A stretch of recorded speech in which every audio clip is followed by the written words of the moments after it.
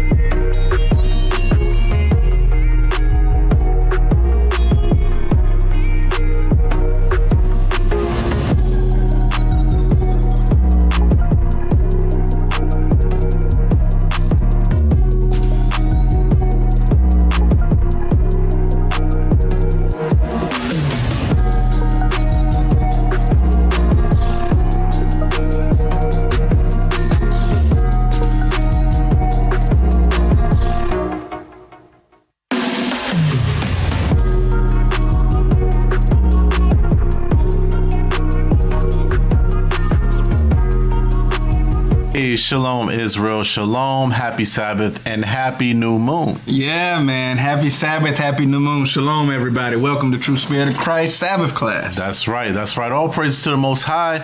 So we obviously are at the Sabbath class, so we got some lessons for you. We got some hot topics for you. But before we get started, let's go ahead and send out the prayers. So sisters, make sure you cover your head. Brothers, uncover your head. And let's get started. All praise. Trumpets.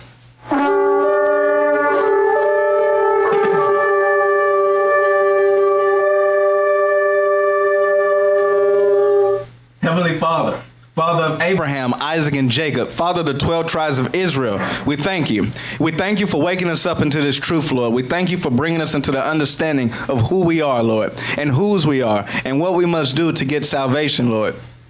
We ask that you continue to bless us and continue to give us grace and mercy as we come back into our right minds, Lord, and come back to your laws, your statutes, and commandments, Lord. And we ask that you rise us up as a wise nation, Lord, that other nations look at and fear, not because of all of our might, Lord, but because of our righteousness, Lord, that you have put upon us and the understanding that you will now defend us in all types of war, Lord. So we ask you put that spirit in us, Lord, that we actually achieve the goals that you have put forth in front of us for the prophecies to be fulfilled, Lord. And so we ask that you use us, Lord, to wake up our people, Lord, as we are already in this truth, Lord, that we wake up the rest of the world across the four corners of this earth, Lord, that this gospel be spread and no longer be hid, Lord, that we awake out of sleep, Lord, and that we awaken to righteousness, and that we become that exceeding great army that you have called us to be, Lord.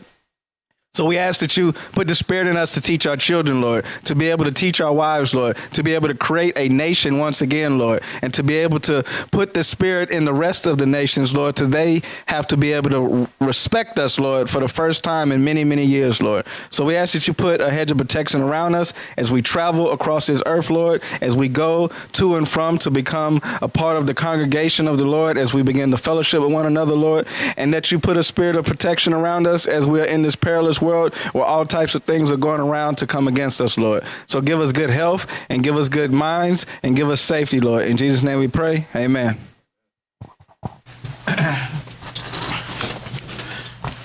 All right. All praises to the Most High. All praises. Excellent prayer.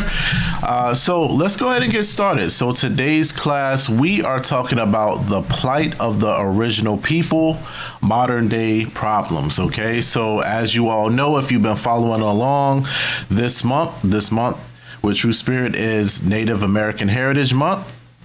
And so we've been, discussing our brothers and sisters, who come from the Northern Kingdom tribes, okay, the Native Americans, so-called, all right? So we've been going into a lot of history, and we'll do the same today as well. We're going to be talking about the plight of the original people, okay? So with that being said, let's go ahead and get started. Let's start with Daniel chapter 9, verse 11. The book of Daniel, chapter 9 and verse 11. Yea, all Israel had transgressed thy law. Okay, so I gotta stop you right there. Stop. Okay. I gotta stop because it says all Israel has transgressed your law. So not one tribe, not 2, 3 tribes. All 12 tribes of the nation of Israel have transgressed God's laws, have broken God's laws. This is very, very important. Okay, so it's not just Southern Kingdom. It's not just the blacks. Right? You know how we do. Oh man, it's only the blacks that's Israel, right? That's what we do. That's what we say. No, we try to act holier than thou, like we've been righteous all our life, and the other people who haven't woken up to the truth, they're the problem. Right. No, like we're all the problem, because even though you may be doing 1 or 2 things that the other person ain't doing, for example, you keep the Sabbath now, you keep your beard now, the sister got on a dress now, okay, cool, but you're not fully righteous either. Exactly. You are part of that transgression too. Absolutely. And it reminds me of what Christ said to Peter. He said, when you are converted. When? Right? And this was a man that was walking with Christ, but Christ understood and he knew that Peter was not yet converted yet. It took him a while. Right? Just like it takes us a while. So don't act holier than thou just because now you keeping the Sabbath. Don't act holier than thou because now you don't cook on the Sabbath. Right? Yeah. You still got some work to do as well. That's why I like to say repenting. I don't like to say repented. Exactly. Because we still being converted. Okay. So read it over again. Daniel chapter 9 verse 11. Yea, all Israel have transgressed thy law, even by departing, that they might not obey thy voice. Therefore the curse is poured upon us, and the oath that is written in the law of Moses, the servant of God, because we have sinned against him. Okay, so because of our disobedience, the Lord poured out curses on us, okay? These curses are the curses of Deuteronomy, the 28th chapter. If you're new to this faith, to this truth, Deuteronomy 28 is a whole chapter that goes through the blessings and the cursings of the nation of Israel, okay? So it talks about if we obey the commandments of the Lord, we will be blessed. If we do not, if we're disobedient to the laws, statutes, and commandments of the Most High God, then we will be cursed, okay? So this scripture is telling you that because of our disobedience, those curses are now put upon us, okay? I like this verse. You know, I don't think we commonly precept it. Right. But this is a good precept for what sin is, because it's telling you that Israel has transgressed the law by departing. They weren't obeying the voice, and then they're getting a curse upon them because they have sinned against him. I think that's a lot going on in one verse to help you get that clarity and understanding. It really is. I mean, it's for every action, there's an equal and opposite reaction. True that. You know, so it's showing you that because of the sin, because of the disobedience, okay, there's repercussions for that, okay? And that is the curses being poured upon us, okay? So go ahead, verse 12. Verse 12. And he have confirmed his words, which he spake against us and against our judges that judged us, by bringing upon us a great evil. For under the whole heaven have not been done as have been done upon Jerusalem. So now it's telling us that way back during the time of Moses, he spoke these words. He spoke these words to our forefathers and our foremothers, okay? It says, now all of that is coming to pass. Okay, all of the curses that we said will come upon you because of your disobedience, now during the time of Daniel, and so on and so forth, right? Because the scriptures and the curses also tell us that they're going to be upon our seed forever.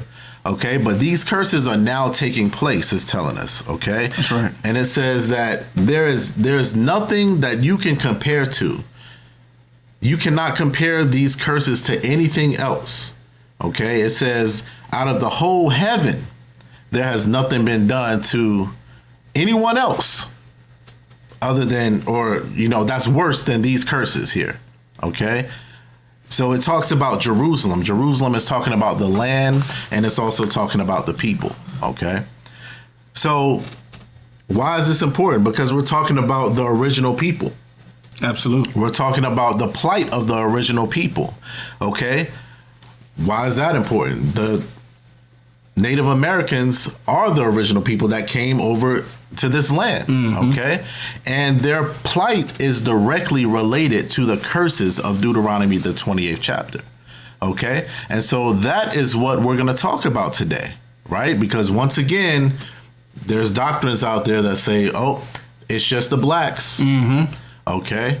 No, it's the Native Americans as well. We're going to prove it according to the scriptures, okay?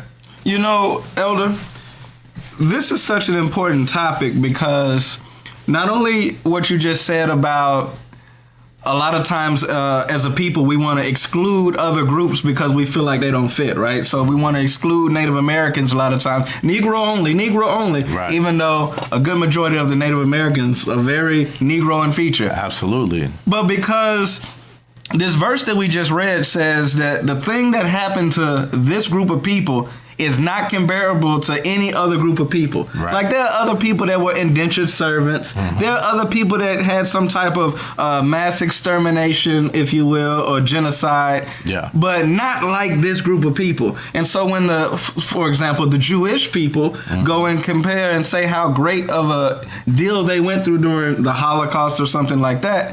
Okay, you went through your thing. Yeah.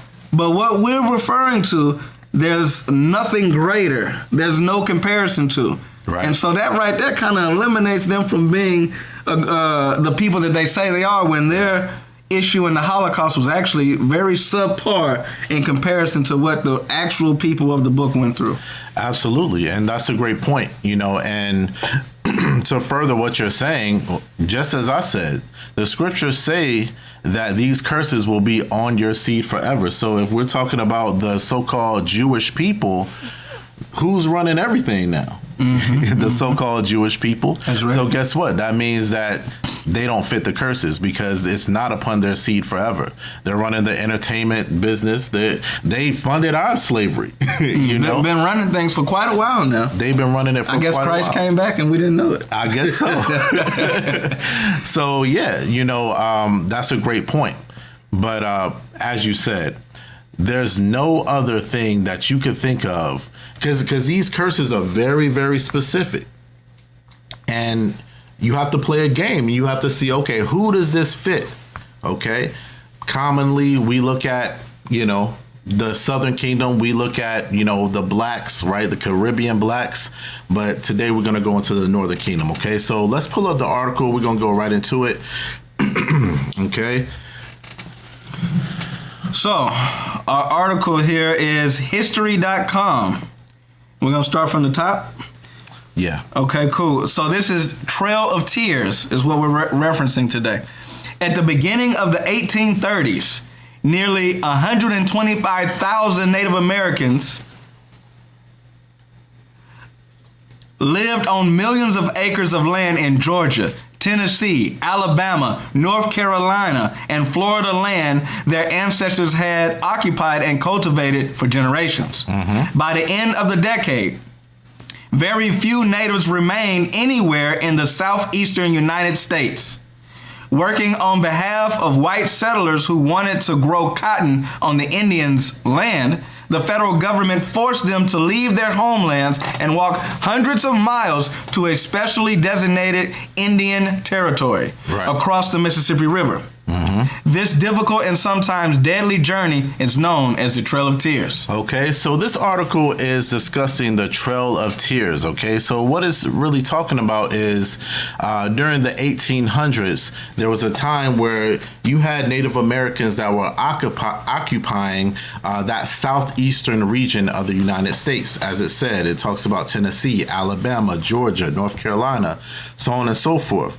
But what happened was the Europeans came in and they said, you know what, this is pretty fertile land. You know, I actually like this land. In fact, you know, we want to get into the cotton growing business. Okay, so what they did was they said, hey, look, what we're going to do is we're going to take the land that you're on and we're going to move y'all out to the western part of the United States. Okay, this is what's called the Trail of Tears. I laughed a little bit because, man, they deboed us. They did. They said, I like that chain. Yeah. It's my chain now. That's my bike now. Absolutely. Like, wow. Like, them the OGs, them the original gangsters, right? Original gangsters, exactly. And we're going to find out more about how gangster they are. Okay. So this is the Trail of Tears. So let's go back. We got to go to the scriptures again. Let's go to Deuteronomy 28. Yes. We're going to get right into it. And are we done with the article? No, we're going to go right back to it. We're going to go back and forth. Okay. Deuteronomy 28 and 33. Deuteronomy chapter 28, verse 33. The fruit of thy land and all thy labors shall a nation which thou knowest not eat up, and thou shalt be only oppressed and crushed always. So once again, remember we were talking about Deuteronomy, the 28th chapter. It's telling you here, these are the curses that are going to befall a certain people. So let's figure out who that's talking about. We read the article that said that, you know, the Native Americans were in a certain part of the southern eastern part of the United States. Right. They had grown and cultivated that land for generations. Their forefathers and foremothers had done that for years. Now, all of a sudden, you have the European come in that says, no, they debowed us, as you said, and they said, no, this is my land now. I want to grow cotton here. So read it again. Deuteronomy chapter 28, verse 33. The fruit of thy land and all thy labors shall a nation which thou knowest not eat up, and thou shalt be only oppressed and crushed always. So everything that you've worked so hard for, all the labor that you put in and day out, imagine that. Imagine cultivating that land for months. Imagine, you know, tilling the ground, planting the seeds, watering the crops, right? And then all of a sudden, that other nation comes in and they reap the benefits of what you've done, of all the hard work that you've put in. That's what you're seeing here. Okay, but not only that, but they forced you out of your land. They didn't say, okay, let's negotiate a bit. You know, maybe you take this half, I'll take this half. No, they said no. All of this that you're occupying, get out. This is mine now. And you know what, Yachin? When we learn about these things in our school systems, we learn about American history, right?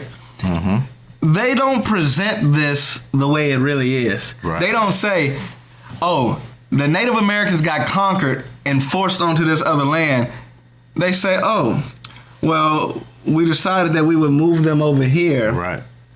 Like it was a mutually beneficial type of thing. Yes, they soften it up. They definitely soften it up. And they'll use words like they just migrated over.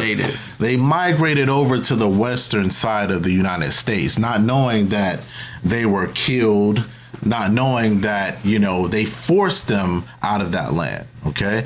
So, you know, that's also why it saddens me that we're so docile when it comes to the way we are now, because we say, oh, I just want to be equal. I just want to be equal with y'all. But look what they did to us, though. They forced you out of your land. Like, they made you get out. And you already had everything that you could imagine. But now we just want to be equal. No, I want my stuff back. I want my land back. I want everything that is owed to me back. You're going to make me mad today. Because get upset. I hope I don't make your class go too long. But think about what you just said there. Yeah. I just want to be equal. I want my land back. But look where we are today. Not only do you not even remember that you had something, mm-hmm. you don't want it back. But when you talk about equality, your idea and version of equality has no ownership involved in it. Right. Your idea of equality is let me eat at your restaurant. Let me sit on your toilet, drink from your water fountain. Right. That's all I need to feel equal. Right. I mean, come on. Like my version of equality on a very brief scale would be at least we're gonna share this equally, but I get a lot of control just like you get control. I have a say just like you have a say. At least give me that. Exactly. They don't. Most of us don't even want that much, though. No, we don't think that way, you know, because we're satisfied with the crumbs, you know. Real quick, hey, if y'all are on right now, I need y'all to hit the like button. I need you to make sure that you're subscribed because maybe this is your first day here and you need to make sure you catch all the other ones. So hit that bell for notifications and share. Because right now, there's somebody who needs to hear this because they're about to celebrate Thanksgiving, not knowing that they're celebrating the destruction of their own brothers and sisters. They're celebrating the removal from their land. They're celebrating all the wrong things. So please make sure y'all hit that like button and share. Absolutely. All right, so let's go back to the article real quick. So we found out, okay, based off of what the article said, that, you know, the Europeans came in, they took the land, okay, that was fertile, that the Indians were on for centuries, okay? That fits the prophecy. Let's read on. Let's read the Indian problem paragraph. Okay. Ariel, if you don't mind, when you bring up the article, zoom in a bit for us to see on the screen a little better and check base count. The Indian problem. White Americans, particularly those who live on the western frontier, often feared and resented the Native Americans they encountered. To them, American Indians seemed to be an unfamiliar, alien people who occupied land that white settlers wanted and believed they deserved.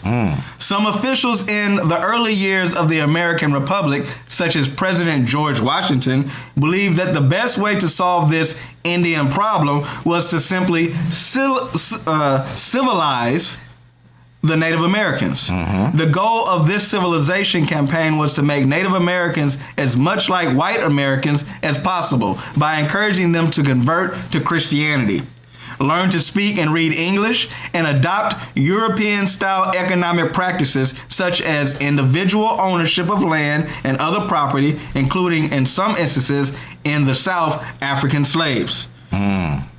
In the southeastern United States, many Choctaw, Chickasaw, Seminole, Creek, and Cherokee people embraced these customs and became known as the 5 civilized tribes. All right. So that's a lot in that paragraph right there. And I want to start from the very top, because what it said was white Americans, particularly those who live on the western frontier, often feared and resented the Native Americans they encountered. To them, the Native Americans were unfamiliar. They were like aliens, okay? So I want to kind of unpack that. And I want to do it by going into a scripture. Let's go to Deuteronomy chapter 2. Okay. Let's go to Deuteronomy chapter 2. Start at verse 1. Deuteronomy chapter 2, verse 1. Then we turned and took our journey into the wilderness by the way of the Red Sea, as the Lord spake unto me, and we compassed Mount Seir many days. Okay, so this is Moses giving a summary of what happened as Israel came out of Egypt and started to, go to different lands, and then eventually into the Promised Land. Okay, so what he's saying is that they journeyed into the wilderness by the way of the Red Sea. All of us are familiar with that.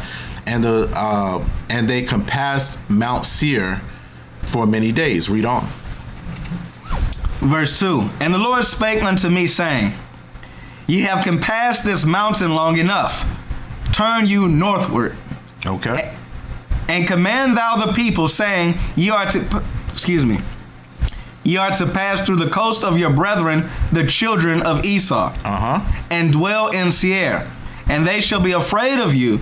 Take ye good heed unto yourselves, therefore. Okay, so now what they did was they passed Mount Seir, where they're trying to go northward.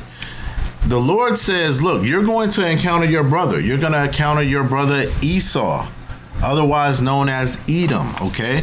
So Esau, otherwise known as Edom, is the modern day Caucasians today, okay? And it says, they shall be afraid of you.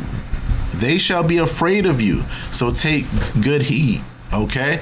So you got to understand, the actions of Edom or Esau are always based off of fear, okay? Because when you're fearful, you have 2 different responses, fight or flight, okay? But guess what? We talked about this in a previous class. Esau was given the blessing of having the spirit of war on them. Right. Being blessed with the sword. It says, by the sword you shall live. Right? So Esau is going to choose violence every time. That's what they're going to do because of their fear. And the thing is, like, a lot of times we would associate fear with they fear that we're about to fight them. Right. But that's not necessarily what they fear. Nope. They fear the fact that, hey, one day I'm going to have to serve this guy. And this might be that time. This guy, because look what happens every place that we go, we end up being the most prominent people in that area. Absolutely. And you got to put yourself in their shoes as well at this time too. Like when we're thinking about what we're reading in this article, they're in a foreign land. They're in a land that they don't know anything about.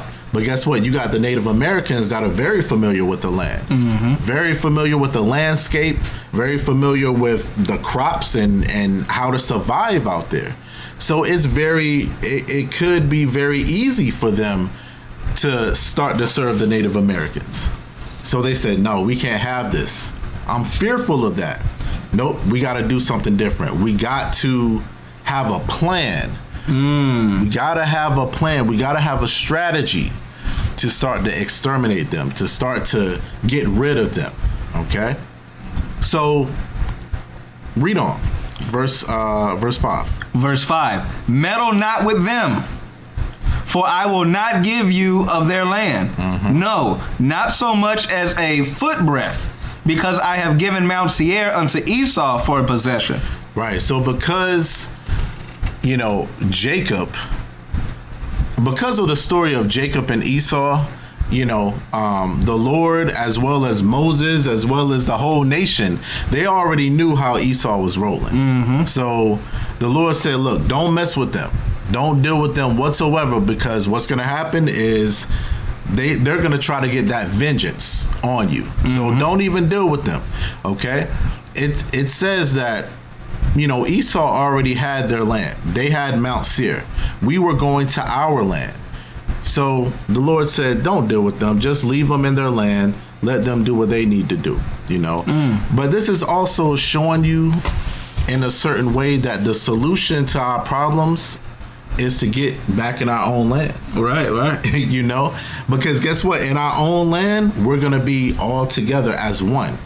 One nation, 12 tribes. We're not going to have to deal with the great melting pot like we have right now, where it's like you have all the nations in one spot. So you can't be comfortable now, right? You can't go to work with a certain hairstyle because they'll say, oh, it's not professional enough, right? You can't just walk down the street normally, just going to the store. With a pack of Skittles. With a pack of Skittles, and a hoodie on, just because, you wanna wear the hoodie. You can't do that now because guess what? Someone's gonna be fearful. Someone's gonna say, you know what? That person looks like they're gonna do something, and I gotta get rid of them. I gotta exterminate them. We can't do that now. Why? Because we're not in our own land. You know what else this shows me? That everyone has a different blessing. God gave Seir to Esau for a possession. Right. Why do we feel like we always have to share with the other nations? Why can't we have the mindset of, let me get my blessing and let me keep my blessing and not share it with someone else? Let you have your blessing and not share it with someone else. Right. And that goes back into the mind state once again. The mind state of, I just want to be like y'all. I just want to share with y'all. Why we got to do that? Why can't we just have our own and be comfortable with that? That's what I want. That's what I want for my family. Right. That's what I want, for everybody's legacy that's watching. Right. I want everyone to have their own, but we're so conditioned to just share and want to be amongst everybody else. The Lord said that's not how we rolling. Okay? So let's go back to the article. Okay. Let's go back to the article. Let's see. We had just finished the Indian problem paragraph. Okay, so let's go back though. Let's read where it says some officials in that paragraph. Some officials in the early years of the American Republic, such as George Washington, believed that the best way to solve this Indian problem was to simply civilize the Native Americans. So I don't like that word. I don't. That's an easy word to say, but every time I read it, I'm like, blah, blah, blah. What is it about that word, man? I think it's just making you mad that you're having to say it. I got the Arthur fist right now. I think so. I think you do. Below the desk. Below the desk. Yeah. So this article is telling you that people like George Washington, your beloved first president. He would not tell a lie or something like that, right? Yeah, that's what they say. Your beloved first president, say, you know what, let's civilize these Native Americans, otherwise known as assimilation. Okay? Let's assimilate them so that we can feel comfortable now. Right? So there are people that we glorify in this public school system that we have, like George Washington. As you said, we read about things like, oh, he said he'll never tell a lie. We read about all the good things that he's done, but guess what? We never read about that he had the idea to assimilate the Native Americans. Okay? That he had the idea to take them away from their culture, take them away from their heritage, take them out of the land that their forefathers and foremothers had for centuries before they even got there. You never read about those things. And the thing is, the word civilize, it really comes off kind of passive. Yeah. Because there's a lot that goes into civilizing someone. Mm-hmm. Like when you look at what really went on to get them to happen, to get them to be civilized, that was part of the extermination. Absolutely. That's how you go from 100 million to 10 million Indians, Native Americans, whatever, is the civilization process. Absolutely. Absolutely, and we're gonna look into it. We're gonna look into it very soon. Converting to Christianity. Okay. That's that. Go ahead, read on. Yeah. The goal of this civilization campaign was to make Native Americans as much like white Americans as possible by encouraging them to convert to Christianity, learn to speak and read English, and adopt European economic practices such as the individual ownership of land and other property, including, in some instances, in the South, African slaves. Okay, so this is part of the civilization. This is part of civilizing the Native Americans, quote unquote, right? The first thing we need to do is we need to make sure they convert to Christianity. Okay, so they need to believe what we believe. Okay, the second thing is they need to learn how to read and speak English. Now, you'll see that nowadays too for our Hispanic brothers and sisters. What do they always say? Well, speak English, you're in America now. This is America. This is America, right? That's what they say, right? So it's nothing new under the sun. They're still doing the same things, okay? So read and speak English, adopt European style economic practices such as individual ownership. Why? Because we were probably owning things based off of our families, as we do in the scriptures. Because a lot of non-European countries, they believe in group ownership. Absolutely. And to where a tribe owns something and anyone has the opportunity to use it under certain conditions. But no, when you get to the European mindset, you're trespassing on my property and I'll shoot you. Right, absolutely. Yeah, so these are some of the things that they did to quote unquote civilize our Native American brothers and sisters. Let's I'm gonna be quiet. But now going back to the fear, right? Yes. Because this is what it's all based off of. So let's take it back. Let's take it to modern day. All the shootings, right? All of the murders by police officers, the sentencing of crimes so that we go into jail, for a crime that we didn't commit whatsoever, all of the wrongdoing that you're seeing to your people, whether that's Black, Hispanic, or Native American, it's based off of that fear. It's based off of that fear. Because even in your low, poor, pitiful state, even in that state, they got to keep you down. Or else what? They understand that their kingdom's going to be over. I got a comment. Yeah. Can I pull a scripture? Absolutely. Judah 5:20. You ain't have it on the list today, did you? Nope. Okay. So when we read, the goal of this civilization campaign was to make Native Americans as much like white Americans as possible by encouraging them to convert to Christianity. I'll stop there. And then let's couple that with the statement that came up above. To them, Indians seem to be unfamiliar and alien people who occupied land that white settlers wanted and believed they deserved. And then let's not forget the part where it said they often feared and resented Native Americans they encountered. So I want y'all to think about that as we read Judah chapter 5, verse 20. All right, this is the book of Judah, chapter 5, verse 20. Now, therefore, my Lord and Governor, if there be any error against this people, and they sin against their God, let us consider that this shall be their ruin, and let us go up, and we shall overcome them. So what's happening here, you have members of other nations counseling with each other to understand how you can overtake them and take their land. Who is the them? The Israelites. How do you overtake the Israelites and get that land that you feel that you deserve, that you want? How do you get that land? Well, if they believe in their God, then as we read up above, we don't have to read it, but y'all put this in your notes.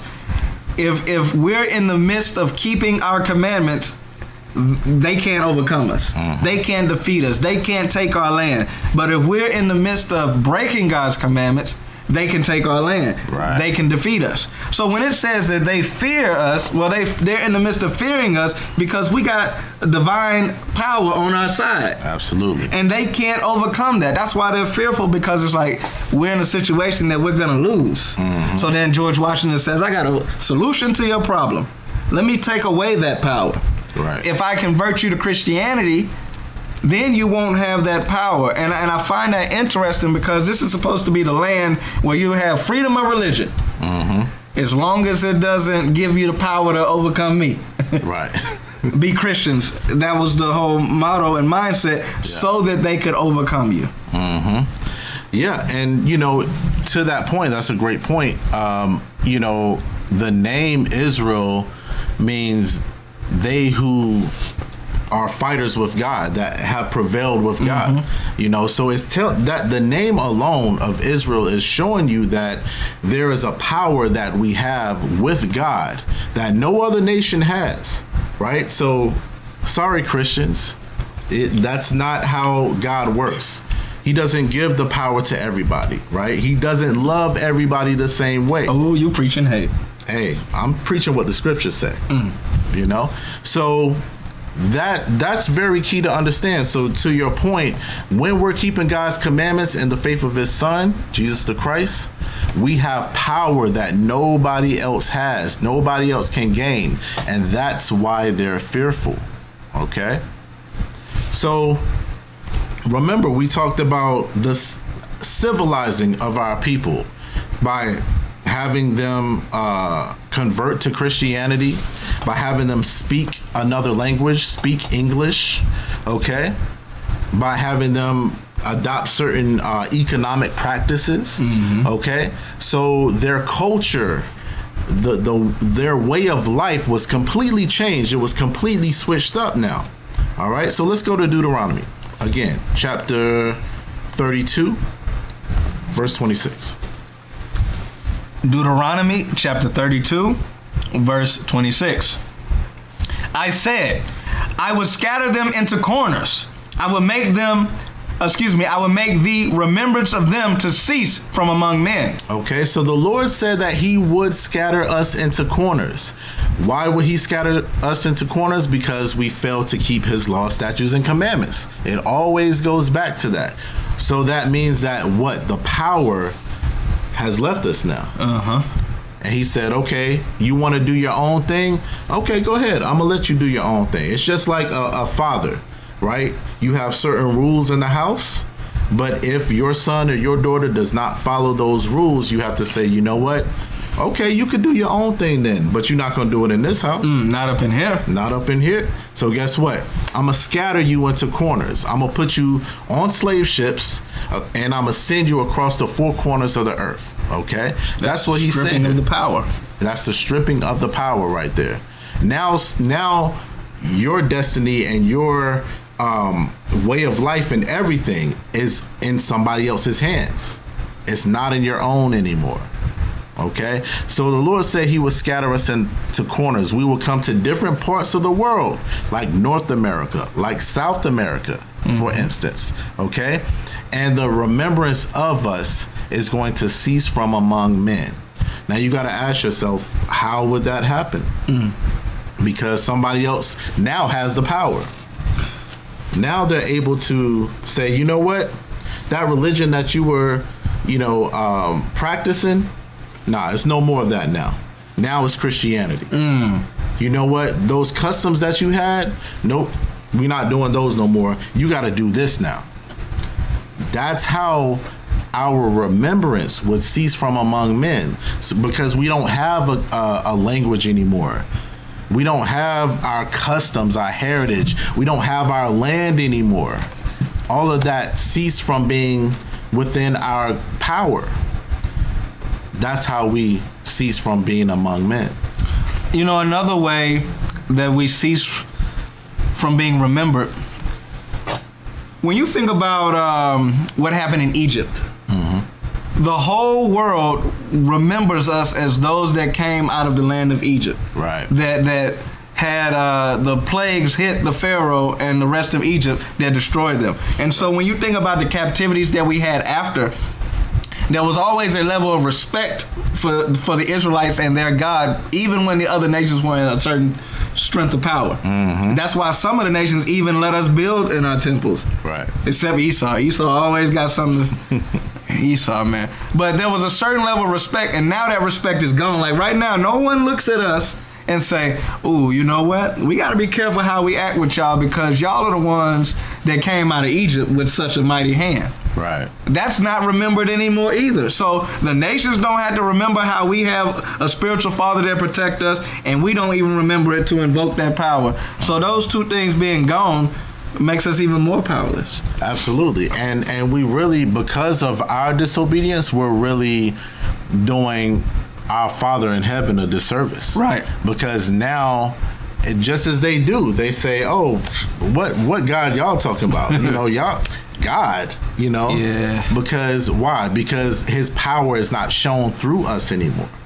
Right? So and it's all on us. It's all our fault. Okay? So that's how they civilized us. That's how they assimilated us, okay? So this is scriptural prophecy right here. What we just read was scriptural prophecy, but now it's turned into actual history because we're reading it. We're reading it in these articles here, okay? So let's read on in the article. Okay, we're reading on just straight from there. Start at but their land. But their land, located in parts of Georgia, Alabama, North Carolina, Florida, and Tennessee, was valuable, and it grew to be more coveted as white settlers flooded the region. Many of these whites yearned to make their fortunes by growing cotton and often resorted to violent means to take the land from their indigenous neighbors. They stole livestock and burned and looted houses and towns, committed mass murder, and squatted on the land that did not belong to them. Okay, so there it is. There it is. Can you really explain that any better? They did a good job. I mean, there. they I'm said proud of History Channel for a change. They said it very, very clearly. The Europeans wanted the land so bad, they said, I'm going to do whatever it takes to get it. So what are they going to do? They're going to resort to violent means, okay? To our brothers and sisters, the so-called Native Americans. One of the things that they said they did was they stole livestock. Got to go back to the scriptures. Okay, let's do it. Let's go to Deuteronomy chapter 28, verse 31. Deuteronomy chapter 28, verse 31. Thine ox shall be slain before thine eyes, and thou shalt not eat thereof. Read on. Thine ass shall be violently taken away from before thy face. Read that again. Thine ass shall be violently taken away from before thy face, and shall not be restored to thee. And you're not going to get them back either. So not only were they stolen, they didn't say, oh, let me just borrow this real quick. Let me just get, because I just came over here into this land, so I'm not really too privy on how to, raise livestock, so let me just borrow this, and then, nah. It says violently taken away. And is that not the word that was used? It says, and often resorted to violent means to take land from their neighbors. Violent. That's the prophecy of how this person or these people would get down. Right, because the prophecy literally says, thine ass shall be violently taken away from before your face. This is Bible prophecy, okay? Read on. Thy sheep shall be given unto thine enemies, and thou shalt have none to rescue them. And you will not be able to rescue them, okay? So this is showing you that this is real. This is the scriptures are not just stories, okay? The scriptures are not just fairy tales like people think them to be. This is your history book. Black man, Hispanic man, Native American man. This is your history. And let me just say this, that we're not up here preaching Christianity like they were trying to preach to you. At all. If you are a Native American brother and sister, understand this. We're not teaching that at all, okay? What they did was they came with a Bible and then they had their own doctrine. Their doctrine was, okay, I want you to be subservient to me. I want you to obey me. I want you to do what I say do. But when you actually open up these scriptures, you open up this book, it is your history book, brothers and sisters. It details who you were prior to even coming over to America, okay? That's what this book does. It details who you were prior to getting sent over on slave ships to Spain and Europe and those type of places. This is what your scriptures, your Bible does, and what your Bible details. All right? If I could say, Yeah. you know, we have to make sure that we keep things in context, right? We have to remember all the different lessons that we learned. We got to quit saying, oh, well, this is the white man's book. Right. No. It's his religion that he used our book and then assimilated a lot of different things into the religion. Keep in mind, we've read and learned in previous lessons that when they were overtaking different civilizations, they would then merge certain culture into Christianity. Right. Certain beliefs and understandings and festivals into it. So when you look at Christianity and it has biblical context to it, that's just them assimilating the things into it to make it an easier transition. But it don't mean that it was theirs to begin with. They brought us a religion. They didn't bring us our customs. Right. They created some religion, and the Bible are two separate things. Absolutely. And that's a great point. You got to realize that it's easier to convert people when you have a little sprinkle of what they're used to in there. You know, you got a little sprinkle of this, a little sprinkle of that, and it's like, okay, well, this is not so bad. And then they got you. Okay. So now this article also talks about how they burn and looted towns as well. Okay. So I just want to highlight that this was happening. This was in the 1830s, but this was happening years before that. Okay. Back in the 1630s, Europeans killed a Pequot tribe like that. Over 700 people they killed. How did they kill them? They burnt them. They burned them alive while they were sleeping. Okay, over 700 people. This is men, women, and children. All right. So they were doing this well before the 1800s to occupy the northeastern region. Okay. And they celebrated this. They said, you know what? I'm so happy that we did this, you know, because now we're able to occupy this land. Okay. In fact, they built the man's name was John Mason. That was the guy who planned that whole thing. They actually erected a statue at the Connecticut state capitol. We need to tear that one down too then, huh? Right along with General E. Lee or whatever, all the Confederates. Absolutely. And guess what? It's still up right now. To this day. To this day. They just voted to take it down this year.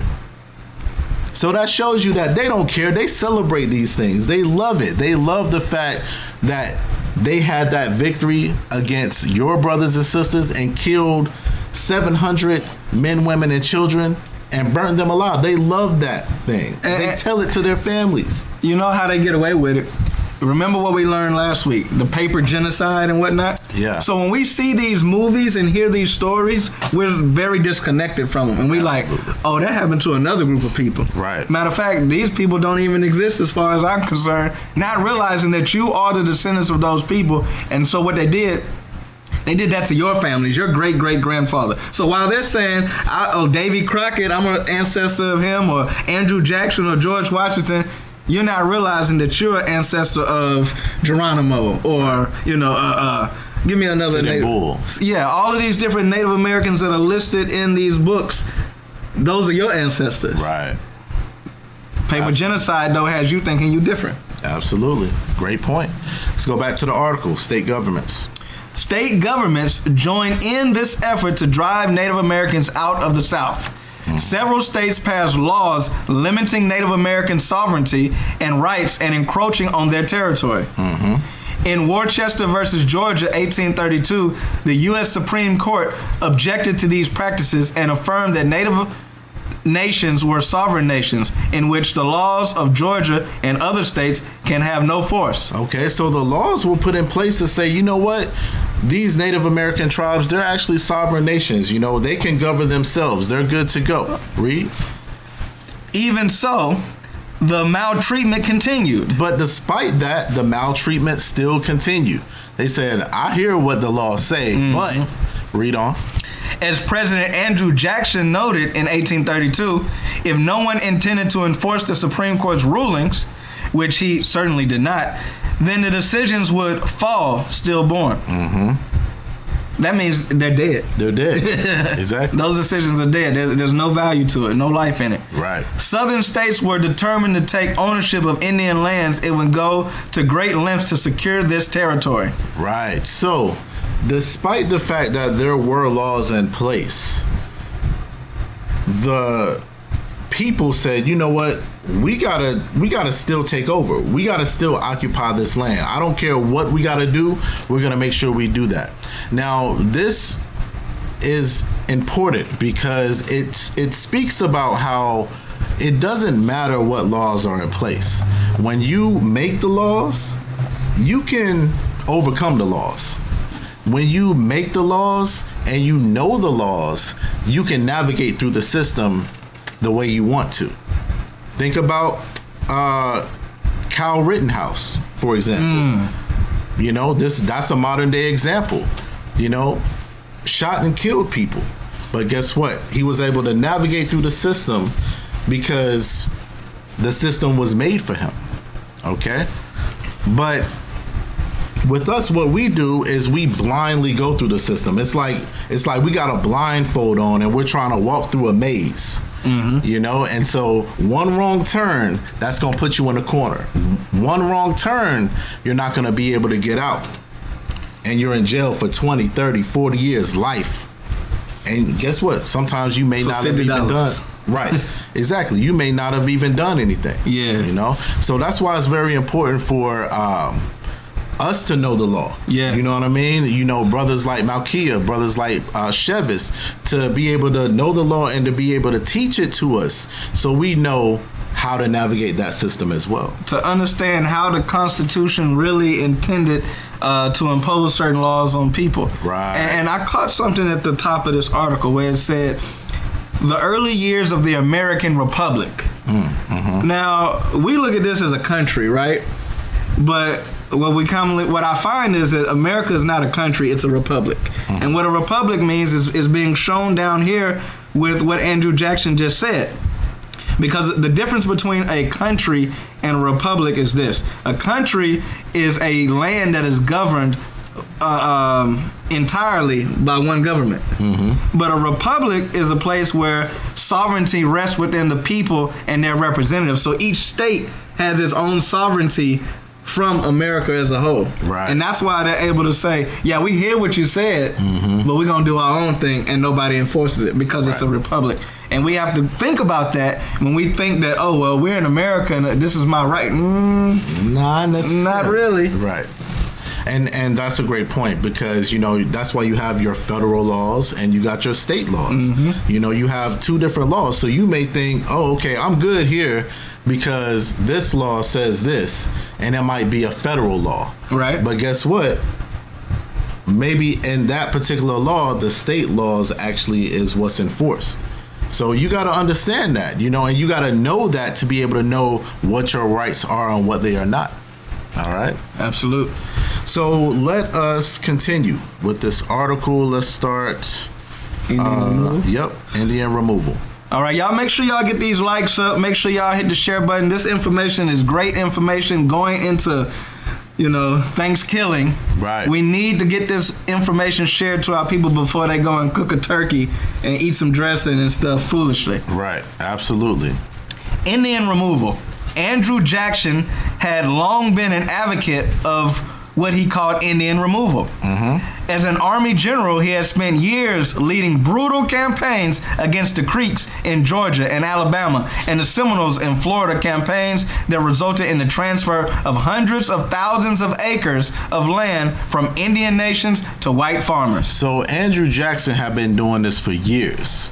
He was already understanding what he needed to do in order to be able to take that land from our brothers and sisters and put it into the hands of his brothers and sisters, those white farmers. Read on.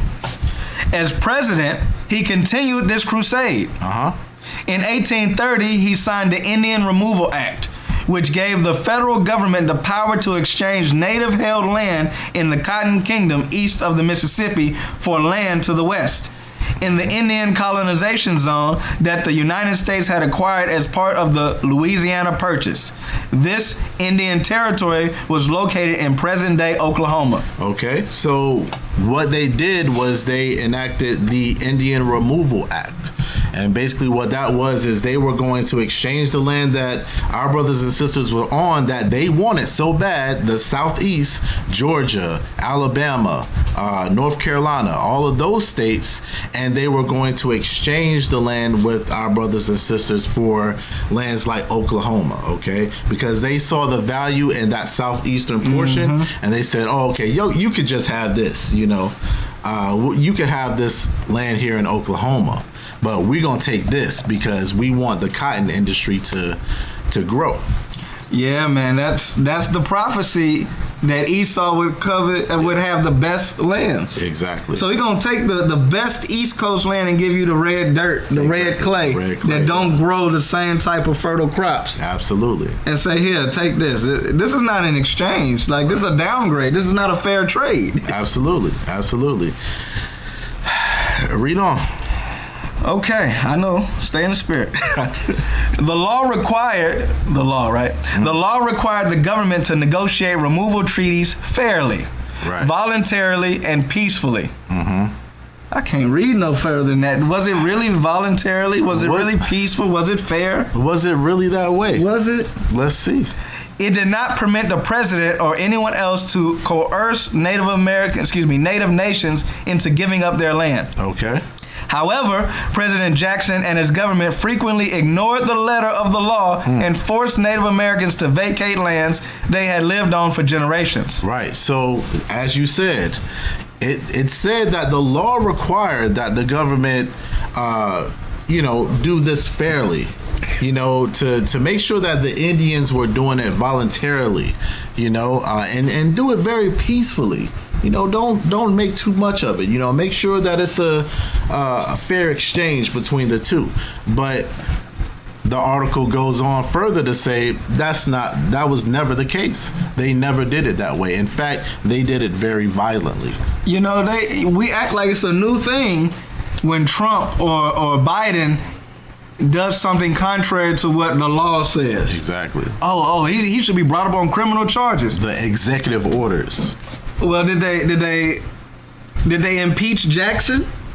Not at all. The only time somebody got in trouble in our remembrance in this generation that we're in is when Bill Clinton got caught doing a little extra. Right. But it wasn't for anything governmental. Not at all. Not at all. It was just because it was a little scandalous. Exactly. Okay. Read on. Okay. In the winter of 1831, under threat of invasion by the U.S. Army, the Choctaw became the first nation to be expelled from its land altogether. They made the journey to Indian Territory on foot. Some bound in chains and marched double file, one historian writes, and without any food, supplies, or other help from the government. Thousands of people died along the way. It was one Choctaw leader told Alabama newspaper, a trail of tears and death. All right, so as I'm reading that, I'm thinking like, what type of spirit has to be in a person to, first of all, take the people that were in this land that had been there for centuries, to take them and to remove them from that land. But not only remove them, you send them with no food. You send them on to that other land with no food, no supplies, right? Before we get to food and supplies, Yachin, imagine walking from here to downtown. Right. And they got to walk from here to Oklahoma. No. They got to walk from Florida to Oklahoma. Oklahoma. On foot. On foot. No food, no water. Man. Come on, man. What type of spirit? What type of spirit is that? That's the type of spirit that really enjoys the torture of another people. Because for you to go along on that journey and watch these people do that, like, You could have just killed him. Right. And just been done with that situation. Nah, I want to watch him suffer. Exactly. And I'm glad that you said that to make it real. That's exactly what it is. They wanted to see us suffer. And it says also we were bound and chained. So guess what? Oh, that never happened to the Native Americans. That never happened. The Native Americans have never been in chains. That prophecy does not apply to them. Only the Negro was in chains. That's very interesting. Because the scriptures do say that we will have yokes of iron around our neck. And we usually talk about the blacks, that's who that's referring to. But guess what? This article is telling you that happened to the Native Americans as well. Okay, we read about that in Deuteronomy. Okay, so it says that thousands of Native Americans died, and then the Choctaw leader said it was that it was a trail of tears and death. So going back to your point, the spirit within Esau said, you know what? This Choctaw leader said it was a trail of tears and death. You know what? Let's name it the Trail of Tears. But they softened it. They left out the word death. Yeah, they did. It's not that bad. Right. Dry your tears. They were just crying. That's evil. That is very, very evil. All right. So you gotta think about what kind of person are we dealing with when you read these things. Okay, and these are things that you don't really read in history. You don't read them in your history books like that. Okay, they may have one page, that's covering the Trail of Tears, and they will soften it up. It'd be paragraph. Yeah.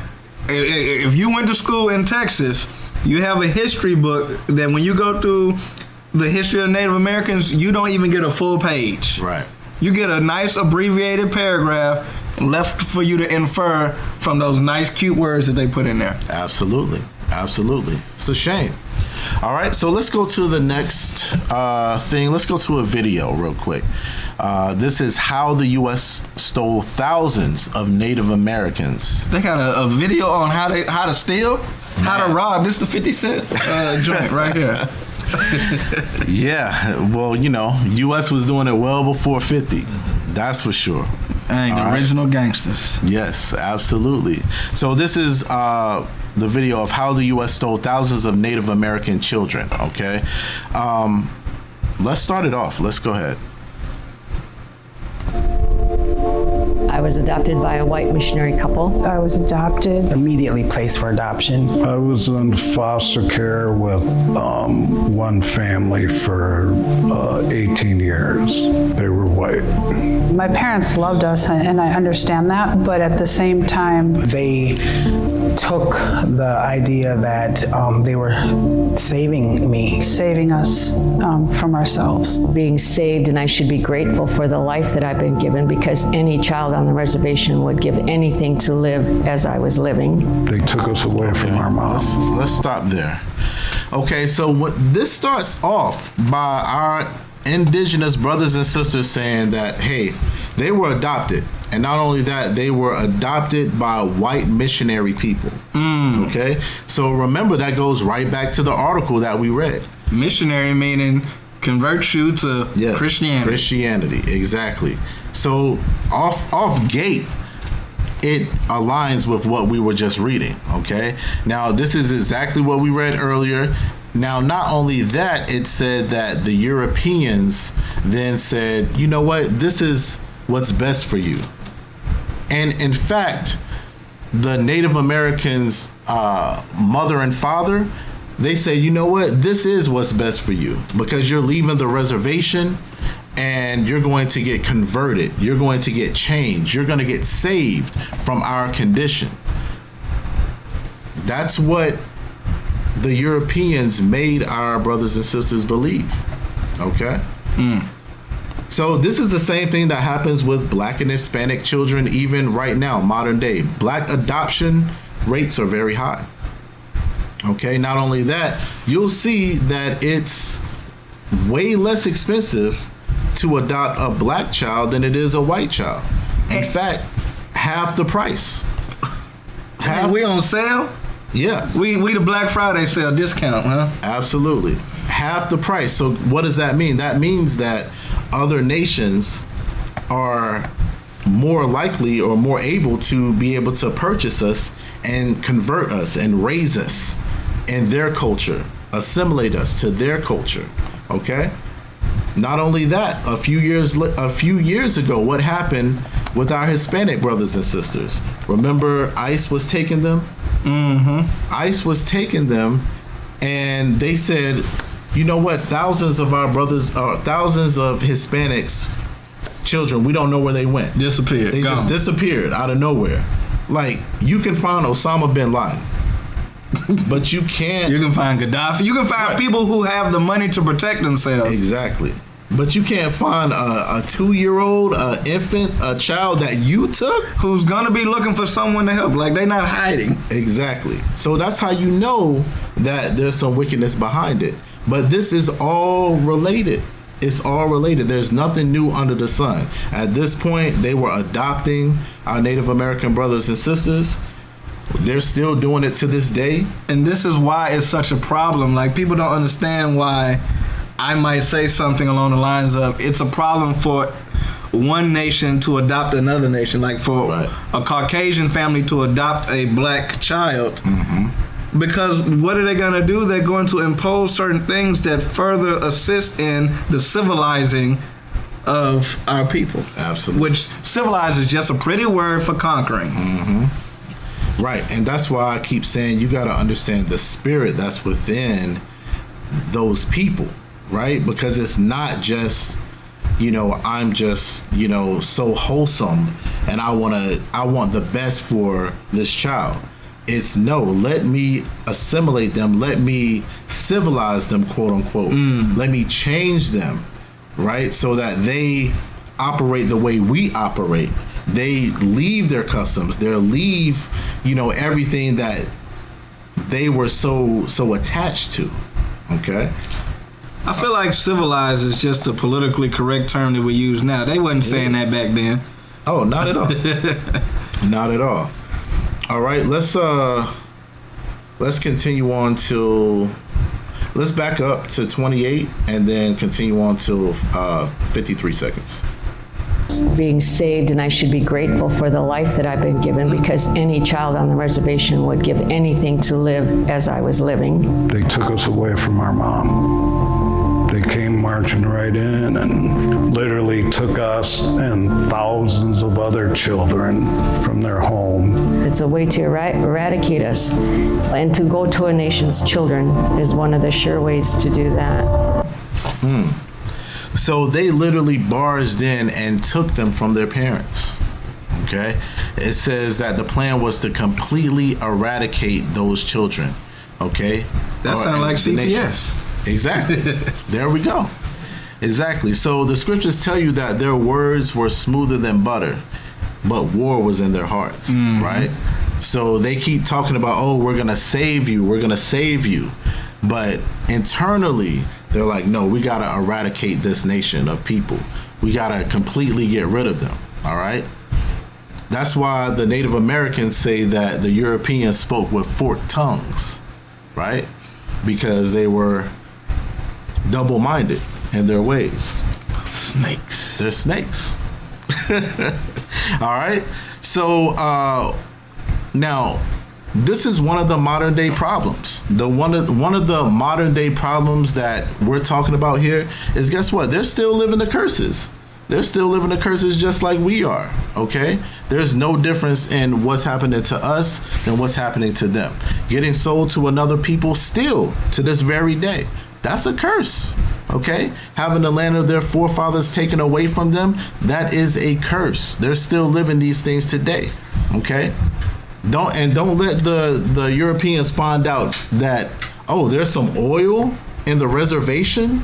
Move them again. Oh, move them again. No, we can't have them there. We can't let them get those natural resources that were already owed to them. We still own those mineral rights. Right. Yeah, don't let them find that out, because guess what? You're moving out of that land again. Okay? So And it's a damned if you do, damned if you don't situation, because let's say that you're on the reservation and you find oil. you might as well leave it there, because if you start digging it up and word gets out, they come in to get it. They come in to so get you it. can't take advantage of the minerals and the resources that are there, because it's going to cause you problems. Exactly. All right, let's go to 119. Or let's start at 58 and go to 119.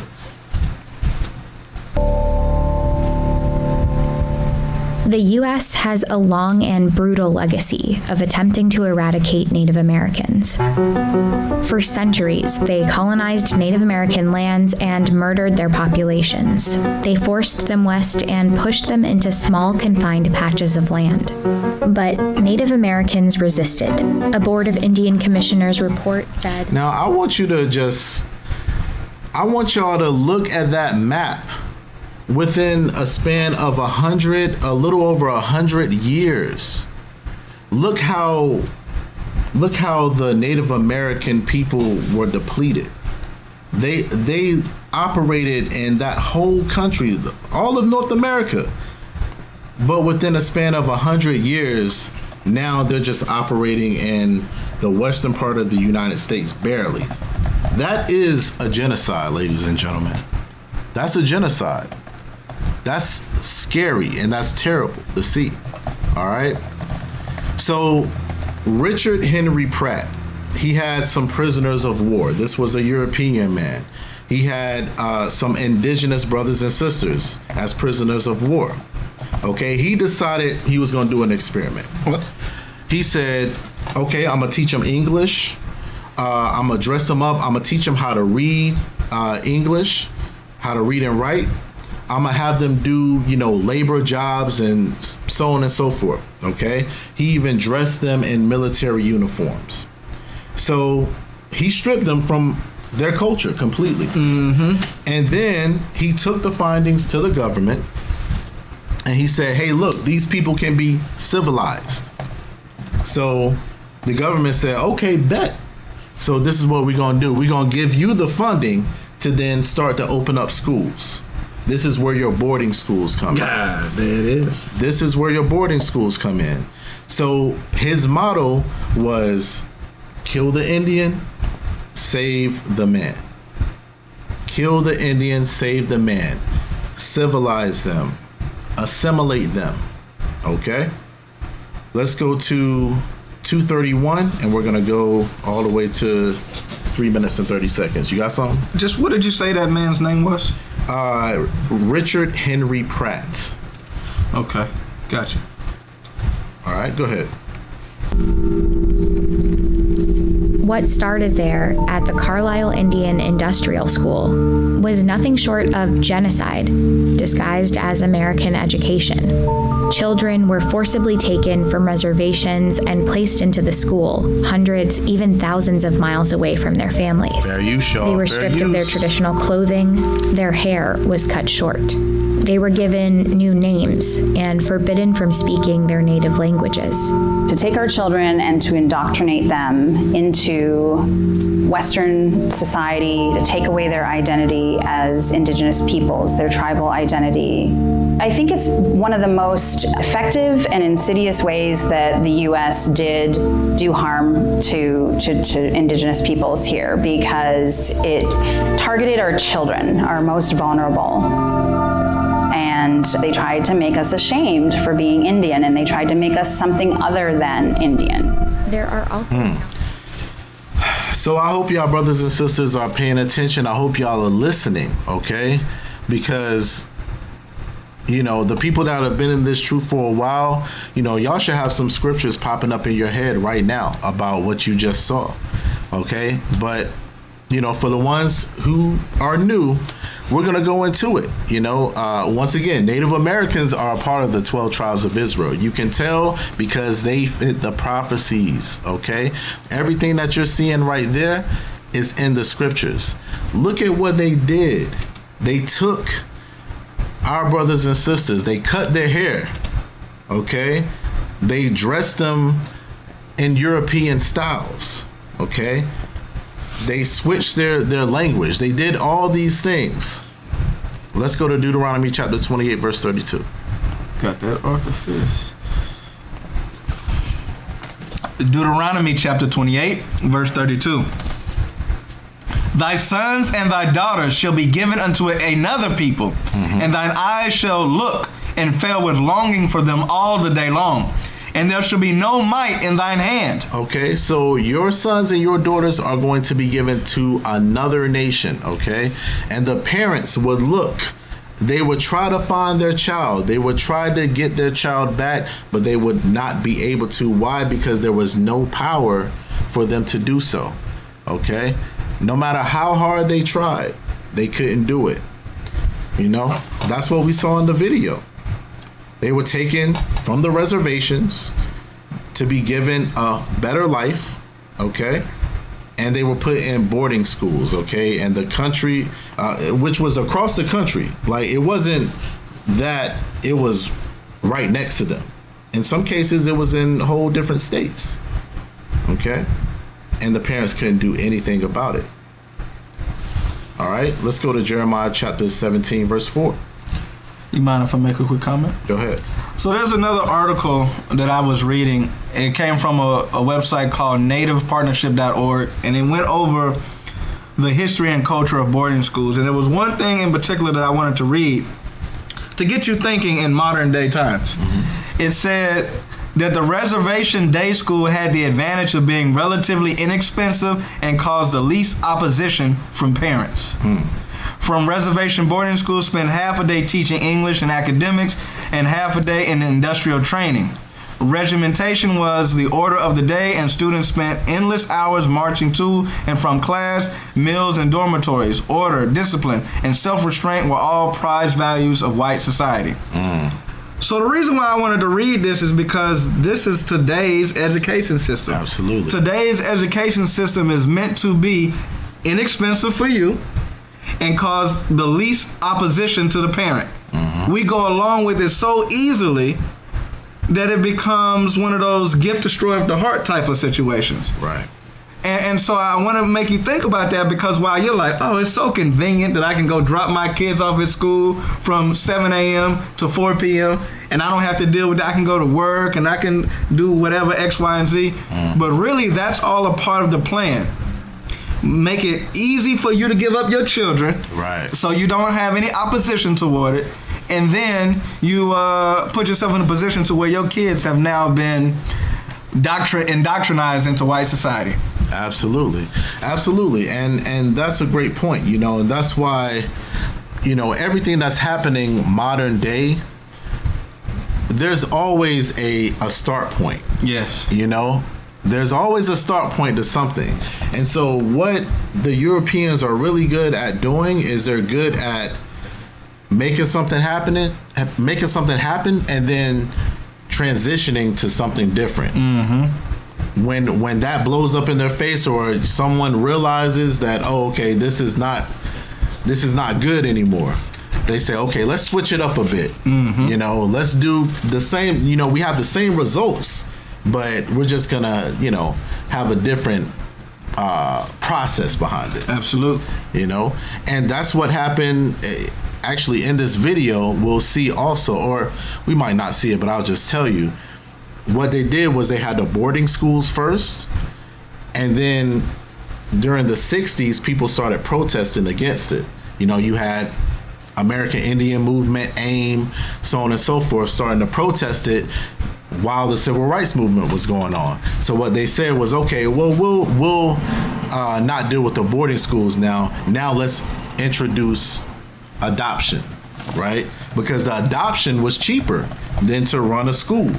So they said, we can still do the same thing. We'll just drop these children off to, you know, some people of another nation, and they can assimilate them just as well as we could. So they're very, very good at transitioning, but still keeping that evil among them. Share the responsibility of this civilization. Absolutely. All right, so let's go to Jeremiah chapter 17, verse 4. Jeremiah chapter 17, verse 4. And thou, even thyself, shall discontinue from thine heritage that I gave thee. And I will cause thee to serve thine enemies in the land which thou knowest not. for ye have kindled a fire in mine anger, which shall burn forever. Okay, so the scriptures are telling you that the Israelites shall discontinue from their heritage, meaning that their culture, their language, their land, their customs, their inheritance, all of that would be taken away from you. Okay, and you would end up serving your enemies in the land that you weren't originally a part of. Okay, so they fit these curses. Native Americans fit this. There you go with that doctrine. Negro only, man. Come on. I mean, you can't get around it. It says what it says. Okay, now what's the reason for all of this? It says that it's because of the disobedience of God's commandments. Okay, so that's the key. That's what we all gotta understand collectively. Okay, because of our disobedience, we fall off. Once we start being obedient to the one God of Israel, that's when we're gonna come back into our true power, as we talked about before. All right, so let's go to 330, the 330 mark, and we'll go to 339.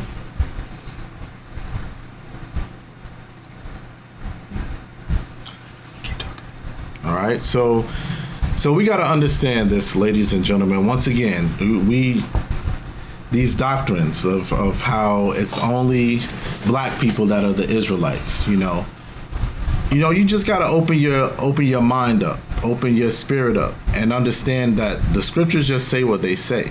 Nobody's trying to bend the scripture to fit these people into it. It just is what it is. It goes into the proper reading of the Bible, though. Right. The scriptures tell us to do what? Line upon line. Read the Bible line upon line, precept upon precept, here a little and there a little. So there are places where we go where we find that, yes, we're talking about the woolly hair and the dark skin, but we're also talking about the speckled bird. Right. Yes, we're also talking about the confusion of face. We have to put all those things together in context to get the whole spectrum of what we're talking about here in the Bible, the nation of Israel. Absolutely, because there's always a balance to the scriptures. Always. It's never one way or the other. It's always a middle ground. All right, so let's go to the clip. Indian. There are also accounts of mental, physical, and sexual abuse, of forced manual labor, neglect, starvation, and death. My great-grandfather went to Carlisle. So that came so fast. It did. I hope y'all caught that. It did. Now, we got to talk about that because we thought that the boarding schools were just to, teach them English, just to, have them dress differently, have their appearance be differently. But the script, that video just told you that there was reports of sexual abuse there. Okay. Reports of forced manual labor, neglect, starvation, as well as death. Okay. Now, for me, that sounds awfully familiar. For me, that sounds like a plantation. Not a boarding school. It sounds like a plantation because that was the same thing that was happening to us on the plantation. Sexual assaults. Remember the bed wenches? Okay. Forced manual labor. That definitely happened. Neglect, starvation, death. And you notice that these are the same things that happen anytime you get forced into any type of structure that the other nations are creating. Mm-hmm. Anytime you get forced into that, those terms come up. Yes, absolutely. So that's why we can't be comfortable in this captivity. And this is why we keep going in on the fund to build true spirit, because we need to build ourselves a safe haven for our people. We need our own community of righteous people. Right. So we don't have to fear the threat of the European mindset overtaking our children. Right. Putting them in a position of discomfort, distress, putting them in places to where they're going to be forced to be in the midst of sexual abuse and all type of other misconduct. We have to come together. That's why we have this building fund in place. Absolutely. I'm glad you said that. All right. Let's go from 339 to 455 now. And death. My great-grandfather went to Carlisle, and nobody in my family ever talked about it. So if you Google Indian boarding schools, the majority of the pictures that you will see will be actually from Carlisle. Colonel Pratt created propaganda. He hired a photographer to create those before and after photos to show that his experiment was working. So it was, intentional propaganda. And it worked. The Carlisle model of education swept the country and led to the creation of over 350 boarding schools to assimilate Native American children. On the one hand, we have the Navajo as we find him in the desert. Few of these boys and girls have ever seen a white man.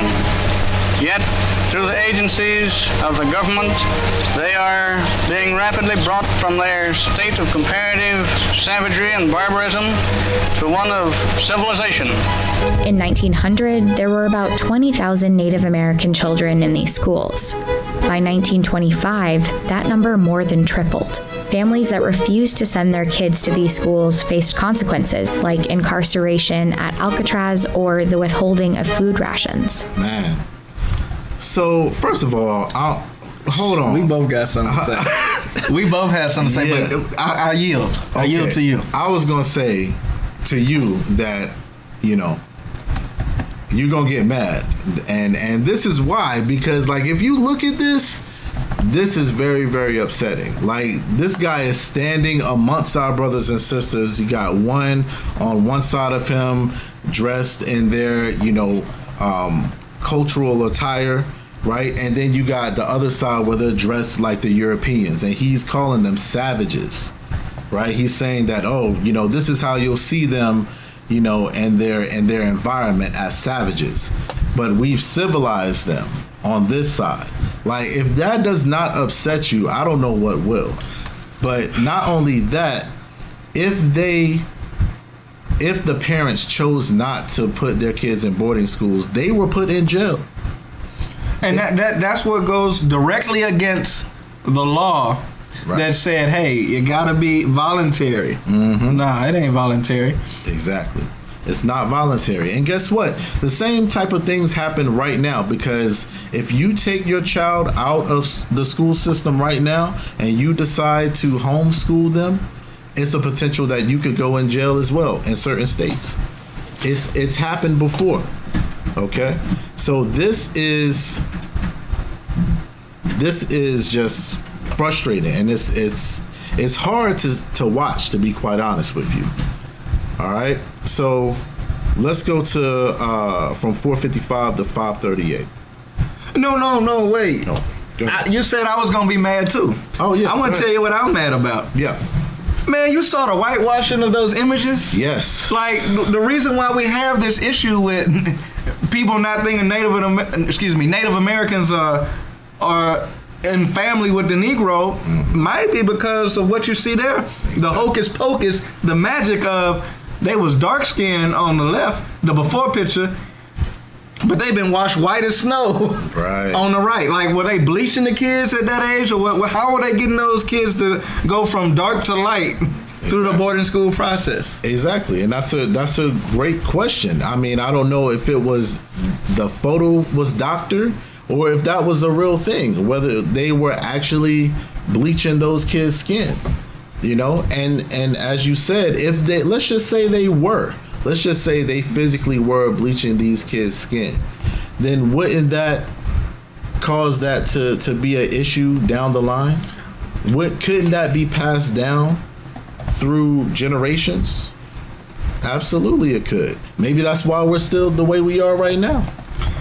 Yeah, I mean, it could have been other things, it might not have been bleaching of skin, but it could have been forcing the colorization. Remember when we read to Willie Lynch, you'll make lighter skinned slaves. Right. And then you'll use the light skin versus the dark skin. So now when you have the boarding school, you make these graduates of the boarding school look like the poster child and say, y'all want to be like them. Exactly. There we go. All right, let's continue on. rations. Some parents who did lose their children to these schools even camped outside to be close to them. Many students ran away. Some found ways to hold on to their languages and cultures. Others, though, could no longer communicate with family members. And some never returned home at all. By stripping the children of their Native American identities, the U.S. government had found a way to disconnect them from their lands, and that was part of the U.S. strategy. During the same era in which thousands of children were sent away to boarding schools, a number of U.S. policies infringed on their tribal lands back home. Look at that, man. Okay, so No, I gotta jump in. go ahead. I'm sorry. This is your class, but god dang. When they hit that song, Yeah. you know I know the original words to that song. Yes. That's talking about one broke his neck, and then there was 6. Like they are making these kids sing the death of their own people. Of their own people. And that's why I said y'all gonna get mad. Y'all gonna get mad this class, man, because it's hard to see. It's hard to watch your own people be forced to do those type of things. And this is documented. We're watching it right now. Look at this. There's no escaping it. Two little Indians fooling with a gun. One shot the other, and then there was one. Come on, man. That's what they were singing. That's so, Ooh. man. Then it says one little Indian living all alone. He got married and there were none. Meaning, by the time we finish getting through this assimilation process, this civilizing process, ain't gonna be no Indians left. Right. Kill the Indian. Save the man. Exactly. So, when you look at that section that we just looked at, it was talking about the U.S. was operating in their strategy perfectly. They were doing exactly what they wanted to do. And, you got to understand that nothing is just for entertainment purposes. We live this life and we, do certain things, like being on social media, whatever the case may be. We're thinking, oh, this is just for entertainment. No, everything has a purpose and a rhyme and a reason behind it. They were operating perfectly in that rhyme or reason, okay? They took the children away from their homes. And then while they were away, they were enacting other policies that took away their land, okay? So they were already at a very low level. We saw that first map where they occupied the whole North America, but then it went down to just in the West. It was even worse after that, okay? So that's why the scriptures say if robbers would have come by night, wouldn't a robber would have just left something? Wouldn't they have left something for the person? No. Edom does not do that. They don't do that whatsoever. All right? If he ain't the devil, then who is? Who is? All right? Let's go to 538 to 605. In less than 5 decades, 2/3 of Native American lands had been taken away. The whole thing was purposeful, and the fact that it has been buried in the history books and not acknowledged is also intentional. And in fact, the same tactics were used in New Zealand, Australia, Canada. All of these countries have acknowledged, apologized, or reconciled in some way, except for the United States. Over time, the brutality. Yeah, the fatness of the earth. Once again, they operated all over the world doing the exact same thing, operated in that same exact strategy, okay? And you said they. Just to be clear, who are they? I'm talking about Edom, the nation of Edom. I'm talking about the European nation. And that's important to point out because remember I told you last week I was doing a little research, right? Yeah. And one of the things I also found was that there are 56 nations that have independence from Britain. And they all celebrate Independence Day on a different day, to the point in which every 6 days somebody is celebrating independence from Britain. Wow. So that's when you look at the fact that Great Britain has colonized more than 25% of the earth, that's just Great Britain. France was at the top 10 list. Yep. You know, Belgium was in the top 10 list. All these European nations are in the top 10. They really running the earth. Right. When you talk about the fatness of the earth, ain't nobody really went that far like the European Caucasian man. Because he got all of Europe on lock already. He got, you know, Russia. Yep. He got Eastern Europe, Western Europe. You know, then he goes down into Africa and says, let me take a part of that. Okay, let me take this island, let me take this continent, this country. He taking the world. Absolutely. Nobody else doing it like that. Nobody that else is a doing clue of who he is. Absolutely. And the thing is that what baffles me is that y'all out here giving thanks to this mass genocide, man. Y'all out here giving thanks to this mass genocide that we're seeing in this video right here. Celebrating Thanksgiving when the United States slaughtered people and they never even apologized for it. Like, yeah, I did it. And what? That's what they just said in that video. They said the other nations, you know, like France, for example, they at least apologized. The United States never apologized for this. And y'all out here celebrating Thanksgiving. Don't give France the pass, man. They still collecting their money. They definitely still collecting their money. And they still evil for doing what they did, right? But the U.S. has no remorse. No remorse whatsoever. All right? So, once again, you cannot make a clean thing out of an unclean thing. When you're talking about Thanksgiving, you cannot make a clean thing out of an unclean. Okay? You say, oh, it's for the family. You know, it's for the kids. You say this and that. But guess what? Where did you get that from? Was that your own thought? Or was that the cover-up of the Europeans? They said, oh, this is for family purposes. That's why we did that. That's what you start to say. Because in the boarding school, they give you all the thoughts that you're supposed to have. Exactly. They are teaching you to think in this way, to operate in this way, like a Caucasian, like a European. Yes. Like a good little Christian. Yes. And so all of your thoughts are not yours. So you have to begin to break down and say, you know what? Let me relearn. Let me rethink. Because what your Thanksgiving prayer should be, if you want to be wicked and still celebrate it, is thank you for killing all my brothers and sisters so the rest of us that are still here can come together and celebrate that murder. That's what it should be. Yeah, absolutely. And you said something, you were talking about the boarding schools that's what they were teaching people. But guess what? Your public schools as well.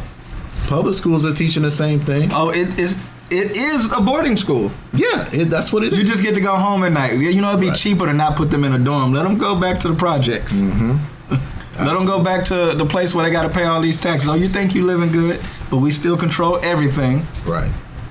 There you go. All right, let's go to 6:05. We're going to go to 6:35. Over time, the brutality of boarding schools started to surface. And after a 1928 report detailed the horrific conditions at some schools, many began to close.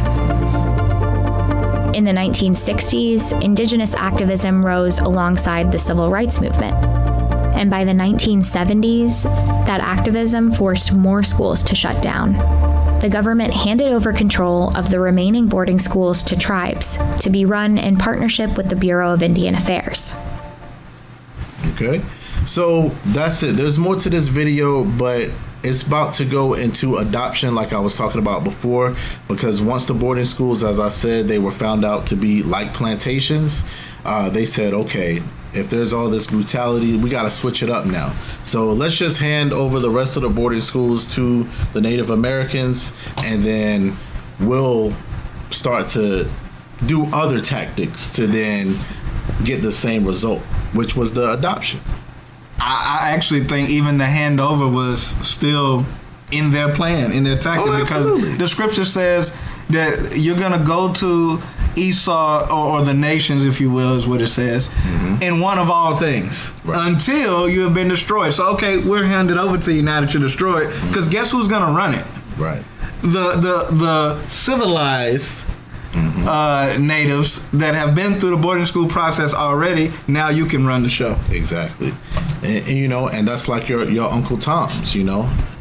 now they're like, hey, you know. That was copyrighted. Oh, damn.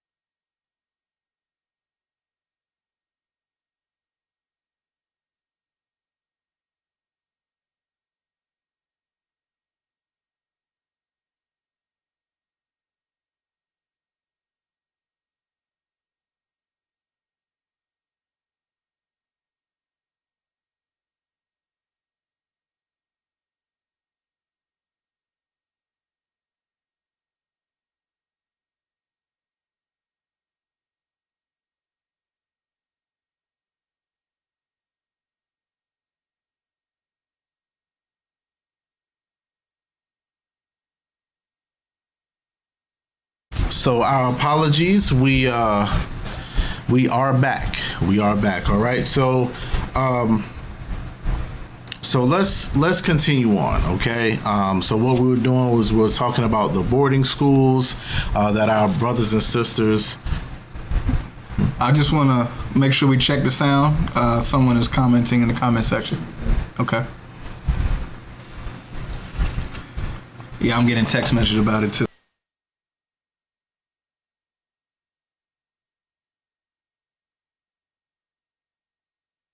Explain what happened.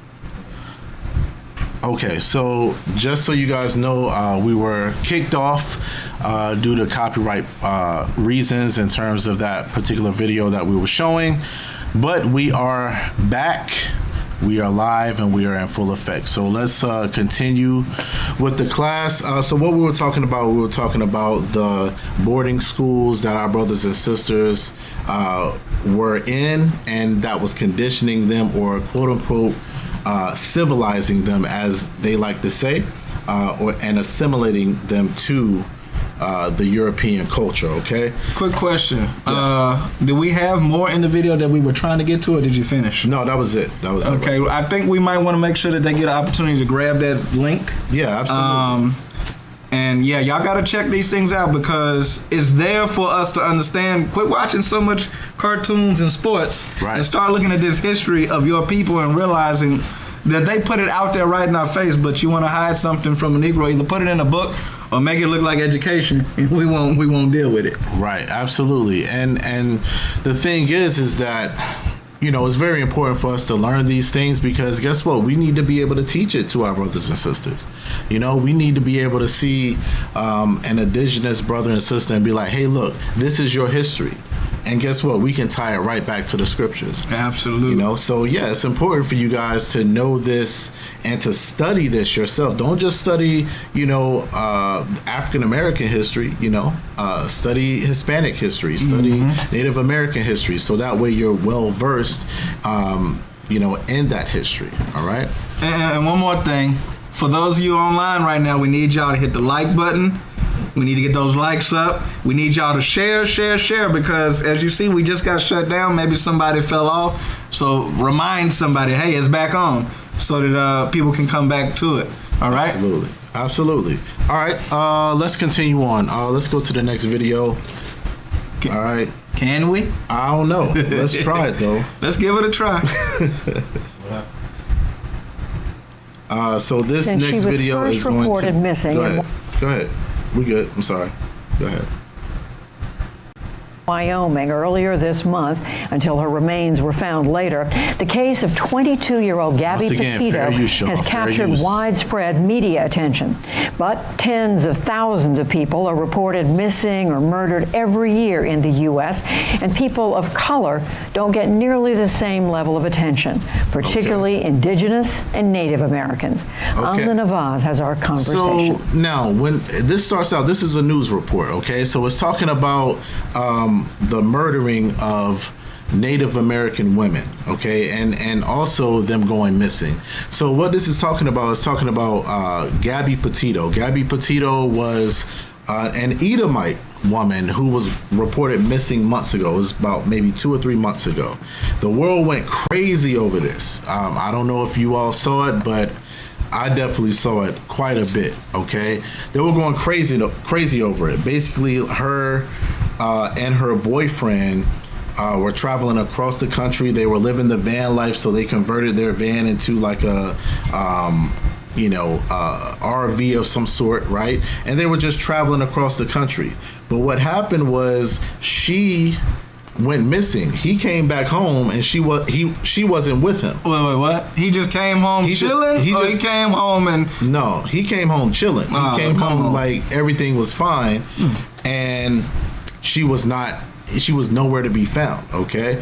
But what this news story is saying that the people of color don't get nearly the same amount of attention, because this was all over the news. But guess what? You got our black and brown brothers and sisters that don't get the same amount of attention, or recognition. And this is very true, when you think about how many of our brothers and sisters go missing year to year, you barely see it on the news. You barely see it get the attention that it deserves, okay? This remind me of back when you were young, back in the day. JonBenet Ramsey. You remember how big of a deal it was when she went missing? Absolutely. But at the same time, you had people of color that got absolutely no press coverage, and people were trying to speak out against it. Mute. Right. Silence.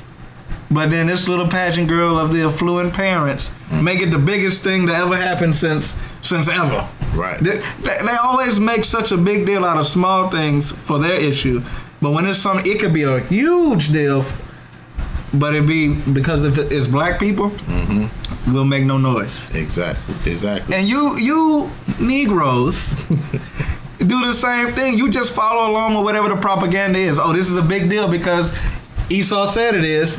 You don't make a big deal out of anything in your own community when you see it happen, though. Right.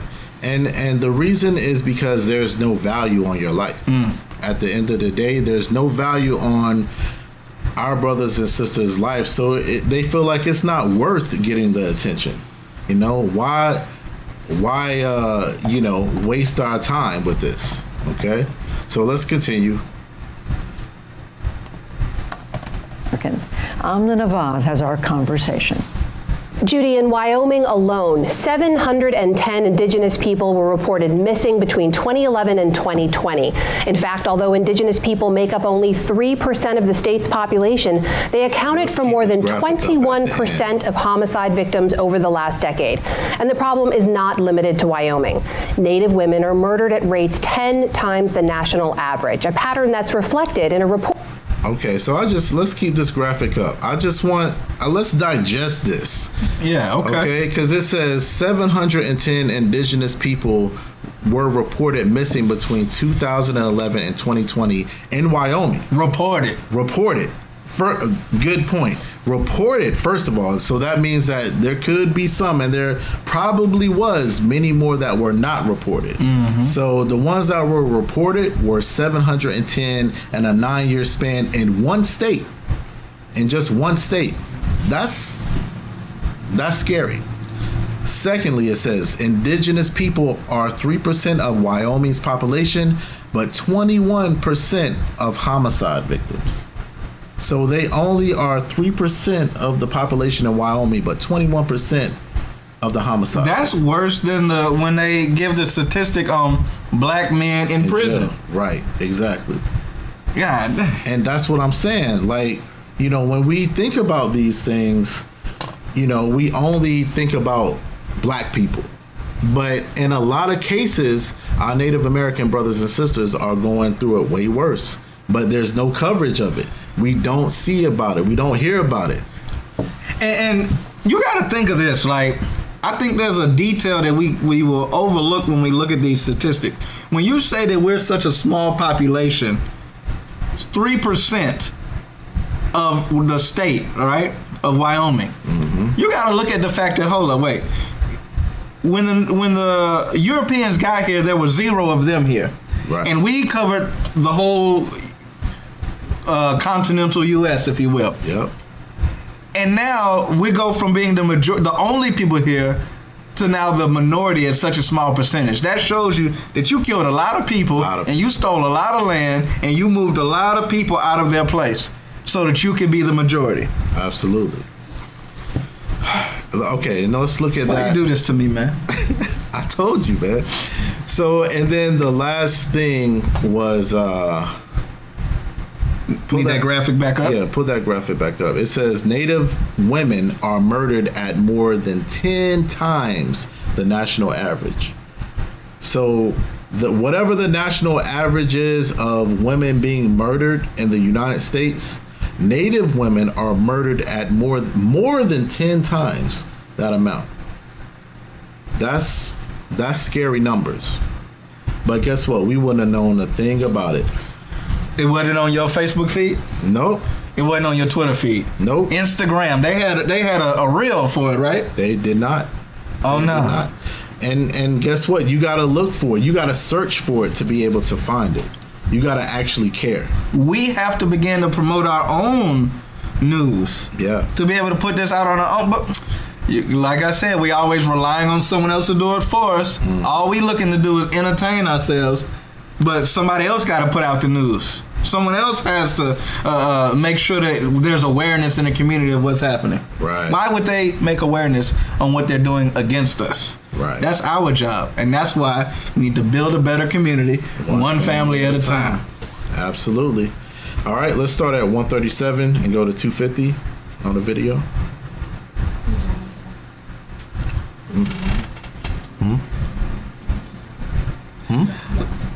So, yes. This bothers me. What's that? This whole subject, you know, if oppression don't make you mad, you might not be a wise man. If you're not sighing and crying at all abominations, you might not really want this truth. You might not really want salvation. You might not really believe. Right. This stuff should make you mad. But somebody over there saying, yeah, I hear what y'all saying, but this turkey good to the mug, though. Man. And you really got to examine your spirit if that's the spirit that you're rolling in. By seeing all of this that we're showing about the plight of your brothers and sisters, and that's how you still feel? This is going to be that brother that said, yeah, I hear what you're saying, but I'm not giving up my pork chop. Right. I'm not giving up my catfish. I'm not giving up white women. That's you. Yeah. You're the same person that is looking at this and still going to celebrate Thanksgiving. Y'all in the same category. But I know it's nobody that's watching this broadcast. I'm talking to the wall right now. But you got to really examine that spirit. You know, like that's a seriously strong spirit if that's the way that you rolling with seeing all of this. Can't be mad at the other nations when our own people just as bad or worse. Exactly. I mean, they don't got to do nothing. All they got to do is sit back and watch us now because, you know, we are our own worst enemies. All right, so play on. Average, a pattern that's reflected in a report from Abigail Echo Hawk. She's the Chief Research Officer for the Seattle Indian Health Board and the Director of the Urban Indian Health Institute. She joins me now. Abigail, welcome to the NewsHour. Thank you for making the time. You have called it a crisis of missing and murdered Indigenous women and girls. Just give us a sense of scale and scope. What are we talking about? We're talking about a crisis that didn't just start 5 years ago, 10 years ago, but one that has started and has been going on for more than hundreds of years. We have seen Native women go missing and murdered at astronomical rates. But despite knowing this within our communities and having the stories, we see an underreporting of them in the data, which makes it harder for us to advocate for and to show the disparity that exists in our communities and the loss of our loved ones. There we go. So first of all, she said that this has been happening for forever. for hundreds of years, she said. Remember what we heard about those boarding schools, the sexual abuse, the deaths. It could be way back, at that point, okay? But what she's saying is that, these cases are going underreported, okay? So there's a lack of data. So basically what they're saying is it's hard to even get people behind the cause because there's a lack of data, with the situation. So they can't even get behind it the way that they want to get behind it because there's really no data to show or no accurate data to show what's happening, okay? So it's being underreported. So this is a systemic issue, okay? It's very systematic. And guess what? Once again, it's all by design. It's all by design. Everything is planned. No. They really good people that had good intentions. There's no way that this is by design, Well, if they are, then they would care. We just have to educate them. Well, they would care about. No, I'm saying that because, man, in 2021, the Negro is still stuck on stupid. Yeah. The Latino, the Native American, stuck on stupid because we always think we're going to vote our way out of this. Did you not see that they even had laws written that they said we're not going to follow that? We above that law. I know what it says. Supreme Court said this, but I get to do what I want, and there's nobody that's going to do anything about it. Right. So you think you're going to vote your way in, and you ain't? It's never worked. How the 10 minutes after the Constitution signed, y'all ain't following it? Right. So you think they're going to follow it 100, 200 years later? Nope. If it's not broke, don't fix it. They're going to continue doing the same thing that they've been doing. We just got to educate them. Nah. We just got to have a conversation with them. We just got to do what God said do. How about that? Absolutely. All right, let's continue on. Of our loved ones. Tell me why that underreporting is happening. What part of the system is failing? In 2018, my organization put out a report in which we found that law enforcement agencies were either not collecting race and ethnicity of victims. We found database systems that would default to white if race and ethnicity wasn't collected, or they would visually look at somebody and decide what their race and ethnicity is. And as a result of that, we are finding a complete underreporting. And in fact, I've actually seen Native families having to fight to have their young relatives classified correctly because somebody mistook them for another race and they weren't reported as American Indian or Alaska Native. It's a systematic problem, and as a result of that, we have all of the stories of our communities, but we fight to show it in the data. Tell me about what you hear from families about their missing loved ones. Instead of Indigenous women, when they were reported missing, instead of law enforcement saying, okay, let's treat it like Gabby Petito, let's get on it. Let's try to figure out where these women are. Instead, they take their time. They jump to conclusions. They're asking, oh, well, were they in sex work? They ask all of these questions, assuming that that person's a certain way. They act like that's a job you applied for. You went and got your degree and you always aspired to be. How you end up in sex work? Probably because you were sexually trafficked. Mm-hmm. Absolutely. So, and they do the same thing to us. They assume things based off the stereotypes, okay? So, and I keep having to point that out because, once again, we're the same people going through the same thing, back in history and modern day, all right? Go on. Tell me about what you hear from families about their missing loved ones, their murdered loved ones. What kind of stories do you hear from them about the issues they run into in reporting this and in getting justice? We often will hear stories of individuals who attempt to report their loved ones missing, and officers will tell them, well, maybe she just ran away. Was she out drinking? Does she do sex work? We see the prejudices and stereotypes against Indigenous peoples and people of color play out in the underreporting because nobody's listening to us.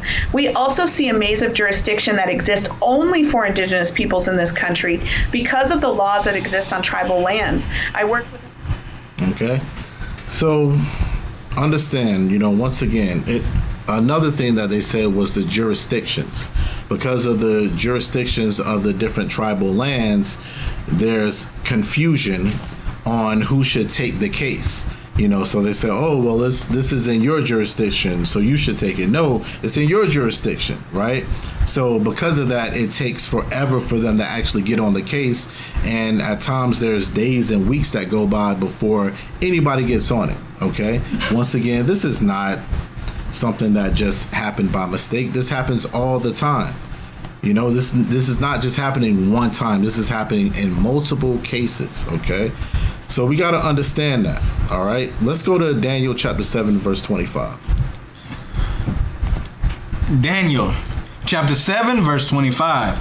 And he shall speak great words against the Most High, and shall wear out the saints of the Most High, and think to change times and laws. And they shall be given into his hand until a time and times and the dividing of time. Okay, so it says, and he shall speak great words against the Most High. Who is he? We're talking about Esau. We're talking about Edom. We're talking about the Europeans. Okay, they're going to speak great words against the Most High. For example, conquering the Native Americans and then saying, you know what, this is divinely inspired. This is manifest destiny. God wanted it to be this way, okay? Speaking great words against the Most High. And the Lord wanted them to, they try to justify it, basically. They try to justify their evil and that genocide based off of, oh, this was divinely inspired. That's speaking great words against the Most High, because the Lord ain't never told them to do that. Not against his people, not against his chosen people, no. And there's going to be repercussions for that, for sure. All right? So read it again. And he shall speak great words against the Most High, and shall wear out the saints of the Most High. So our oppressor has worn us out completely. They have worn us out. They've trodden over us. They've walked over us. Okay? They said bow down, and we bowed down to them. To the point that we can't even fight anymore. I don't know if you remember one time we went to a church. There was an event that was going on, and we were there to teach the truth. And the pastor stood up and he started talking to the people that were there. And he said, you know what, you guys are doing a great job, fighting, for rights, but I'm tired. You remember that? No, bring that up a little bit more to light. I don't recall. Yeah, I probably whitewashed it out of my mind. He said he was tired. He said he was tired of fighting for our rights, even though he still cared, but it's so much. Down in East Austin. Yeah, in East Austin. Yeah, okay. Yeah, he was like, it's just so much. Like, y'all take the ball and roll with it. That's that young lion, old lion thing that you read about in the scriptures. Like somebody, and that's why we keep making a call for brothers to step up. Like, get off of your lazy behinds and start picking up bricks to make efforts to push and bring forth the kingdom. But right. Everybody's hurt. Yeah. Everybody's healing. Everybody has their own thing that they're going through. Nobody wants to be the person that's going to help change the world. We're okay with Esau running it for the next however long it takes for somebody else to stand up and do it for you. Right. Yeah. Nobody wants to be the young lion, man. Nobody wants to be out there in the midst of it, in the thick of it, making things happen, moving and shaking. Nobody wants to do that. We just want Yachin to put it all on his back, man. Man. You got it. That's brotherly love? Yeah. Oh, okay. All right. Not at all. That's not brotherly love. That's hatred. Absolutely. So, the reason I pulled this scripture was because of the worn out is what I wanted, right? Because imagine getting pushed out of your own land, getting pushed into a corner when you had this whole continent on lock before. Imagine being stripped of your culture. Being converted to another religion. Imagine being taken from your families, raped, made to unlearn your language, lacking nutrition on the land your forefathers planted these crops on for hundreds of years, right? Being forced into adopted white families, continuously murdered, kidnapped, even to this day. Imagine all of that. Imagine being put on reservations where sometimes there's no electricity, no water. Imagine those things. Imagine how it would affect you. Imagine what your mindset would be, having that happen over the course of generations. Can I throw one in there? Yeah. Imagine all of that happening after you just left the Eastern world to come to a place where never mankind dwelt so that you might keep your statutes. And then he follow you over here and put you right back in it again. Man, imagine that. Imagine what type of effect that would have on the psyche, because there's always going to be residual effects from something, from an event. Yeah. Okay? The event doesn't just happen and then it's like, oh, okay, that person's fine. Okay? They'll say, oh, just forget about it. Don't worry about it. Don't think about it. That was so long ago. Okay? Meanwhile, never forget. Right. Never forget 9/11. Okay? But let's think about 9/11. Okay? Because it's people right now that won't get on a plane. You about to get us shut down again if you speak on this. Listen, man. It is what it is. It's people that won't get on a plane right now because of 9/11. Mm-hmm. It's people that won't be in high-rise buildings because of 9/11. And this happened 20 years ago. And not only that, this was one event. This was just a singular event. Imagine then and people wake up in cold sweats because of this. But imagine if it's something that happened over the course of generations. Some trauma happened over the course of generations. Imagine what that would do to the psyche, okay? You're making a huge point because you just said this was one event that happened on one day. Yeah. Under 3,000 people died. Mm-hmm. But we're talking about something that's happened 400 plus years where millions of people died. Forget that. Mm-hmm. Remember the one day where 3,000 died. Right. That's it. Exactly. I mean, that would have a major effect on a person's mind and mental state. Okay, so let's look into that a little bit. Let's go to the next video. Let's check out. This is called Inside an Indian Reservation.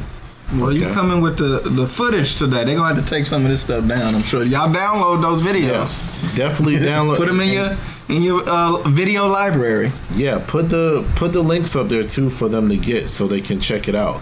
But yeah, let's go.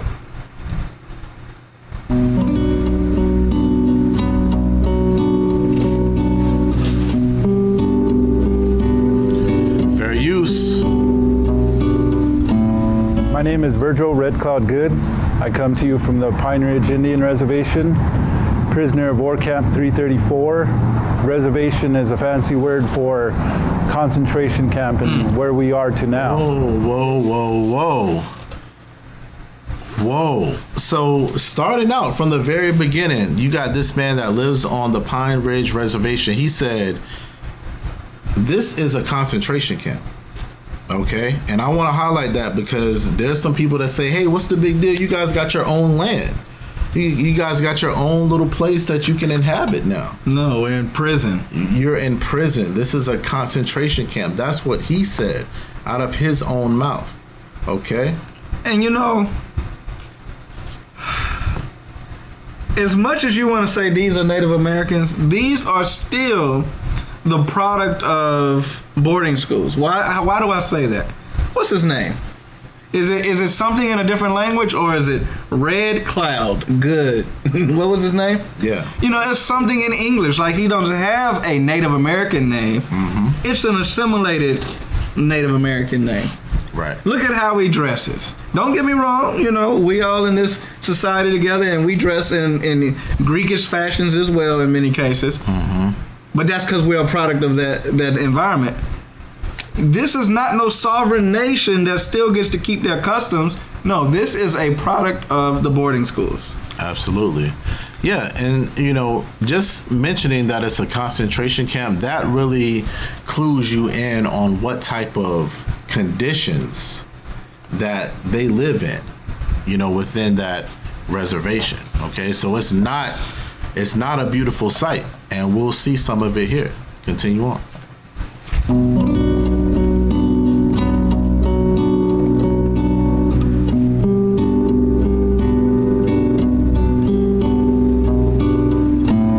My name is Virgil Red Cloud Good. I come to you from the Pine Ridge Indian Reservation, prisoner of War Camp 334. Reservation is a fancy word for concentration camp and where we are today. So I'm 6th generation descent of Red Cloud. Right now in 2021, we still have a lot of houses out there that don't have running water. We still have a lot of houses out there that don't have any plastics on the door, that don't have any glass on the window. And I did say we don't really have economic development. Here we have 2 stores. Some communities don't have any, so they have to travel. Like here we're about 76, 80 miles in a shortcut way to Rapid City, but that's still a long ways. I mean, that's 100 and some miles just to go after food. We live in extreme poverty, and so we don't have nutritious meals every day. We may have, people may have one at least, but not every day, and people struggle with the food. Imagine only 10% of the population are employed. I mean, can you just imagine all these other families are not having a job? Man, so I mean, I want you to look at what you're saying and listen to what she's saying. Does this not sound like what we encounter in our hoods, as we call them, or our ghettos as well? We're going through the exact same thing. In some cases, this is worse. Oh yeah, it is worse in so many cases. Like, I don't know if you've read the statistics, but the highest rate of alcoholism is in Native Americans. Absolutely. You know, you think that we're heavily jailed. They're heavily jailed, especially in Canada. They're in prisons more than we are here in America. Mm-hmm. And when you look at the situation, you got to think about it. Okay, we done indoctrinated you into Christianity. This is civilizing you. This is supposed to make your life better. But that's way worse than not having running water and electricity and air conditioning, whatever, when we were in our situation as the true inhabitants of this land. Now you got us living in conditions that we can't actually protect ourselves from. We just got to live in it any kind of way, or just a hole in the wall. Exactly. You call it a roof, but it's probably leaking. Exactly. And we're gonna see it too. They're gonna go into one of the houses. Oh no. Yeah. Don't do me like this. Yeah, man. And she said there was no economic development or anything. Nothing to bring life to their community, nothing to help them to, as you said, to have control, to be able to get out of their conditions. They stuck. And then Red Cloud, he was the director of like Job Corps, so he helping people get jobs to go make other people rich. Right. Now I'm not faulting him for it because it's the situation that he in. Yeah. But they have a Job Corps. But they can't buy themselves out of the situation. She's the professor, Miss Holy was her name. She's a professor at a college. That ain't helping nobody either. Nope.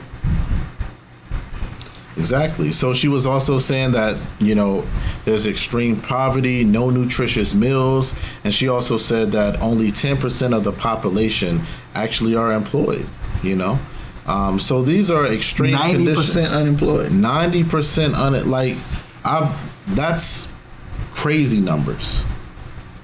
Crazy numbers in such a small community. All right, let's move on. Yeah. So how are they surviving? I think a lot of times when we go off reservation and we do find employment, we encounter racism. Whether that's in the job, whether that's in finding housing. Fair use. Are being stable in that job, and the perception that they have, and we hear this all the time, that we get government freebies. We're handed these things. What are we handed? We gave up our land for these treaties to be made. So say, for example, like Black Hills, they were stolen illegally. Look at all the money that they're making off our resources, stolen resources. We're a people that have always... Man. So she's saying they encounter racism when they go off the reservation, just looking for jobs. Not in 2021 or whenever this video. Not in the 21st century. Oh yeah. God forbid that there's racism in this time frame. There definitely is, you know. So she said whether they're looking for a job or trying to find housing off the reservation, a lot of times they encounter that racism, and they'll say, "Oh, well, you're just, you know, looking for freebies." You know, that's what they'll tell them. And she's like, "How are we looking for freebies when, you know, you got our land? Y'all took our land." Ain't that the pot calling the kettle black? That is the pot calling the kettle black. Y'all took our land, you know, and y'all are making millions of dollars off of our land. How are we looking for freebies? And you're gonna be the angry Native American Indian. You're gonna turn into a savage because you're saying some stuff in opposition. Exactly. That's the madness, man. Okay, but Edom's making so much money off of that land. Meanwhile, they're scrambling for the crumbs. All right, you know, and that's that old pick yourself up by your bootstraps thing. You know, what did Martin Luther King say about that bootstraps? He said, "How you gonna tell a man to pick himself up by the bootstraps and he has no boots?" Right. Exactly, and that's what we seeing. They don't have no boots at all, but yet, oh, y'all looking for freebies? Y'all looking for handouts? Man, you're gonna make it hard to go to work tomorrow. I mean, Monday. Man, you gotta temper your spirit, brother. Temper your spirit. All right, let's move on.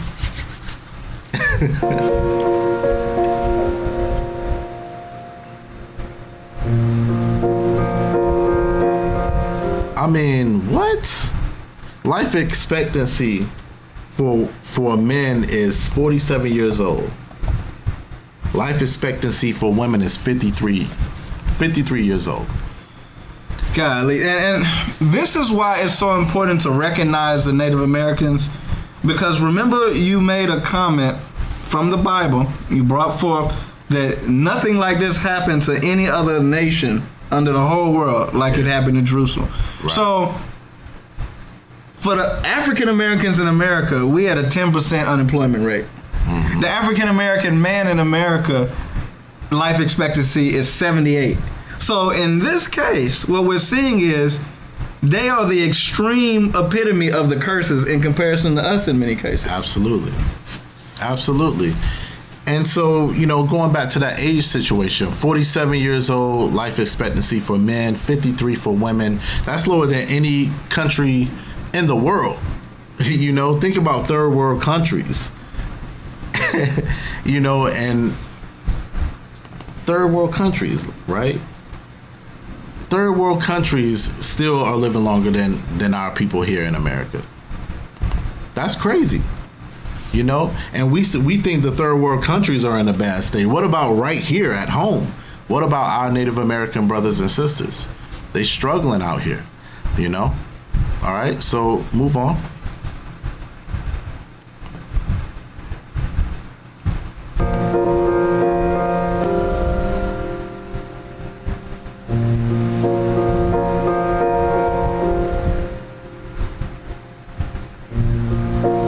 Just look at the state they're living in right now.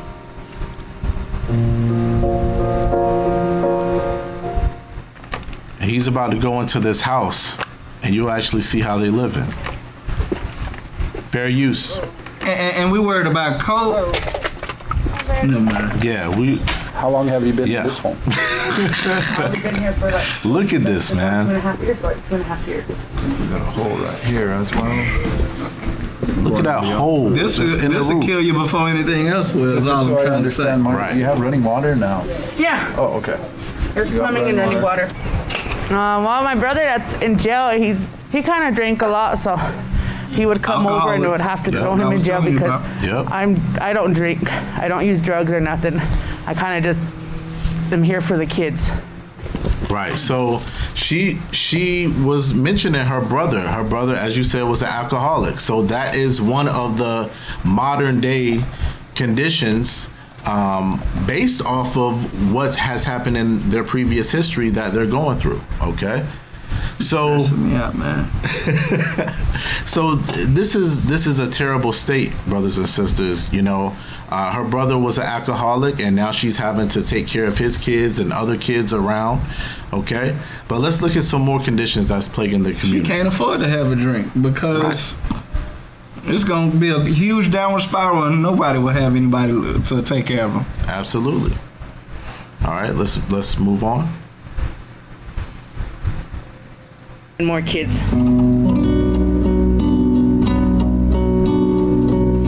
Right, so they can't get the basic essentials of life: food, water, and a house to cover shade.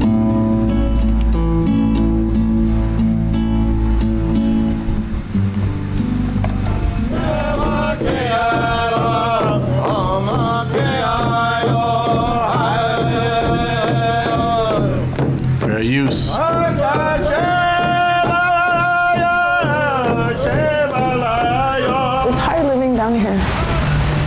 All the suicides, all the people that you see go through the funeral home.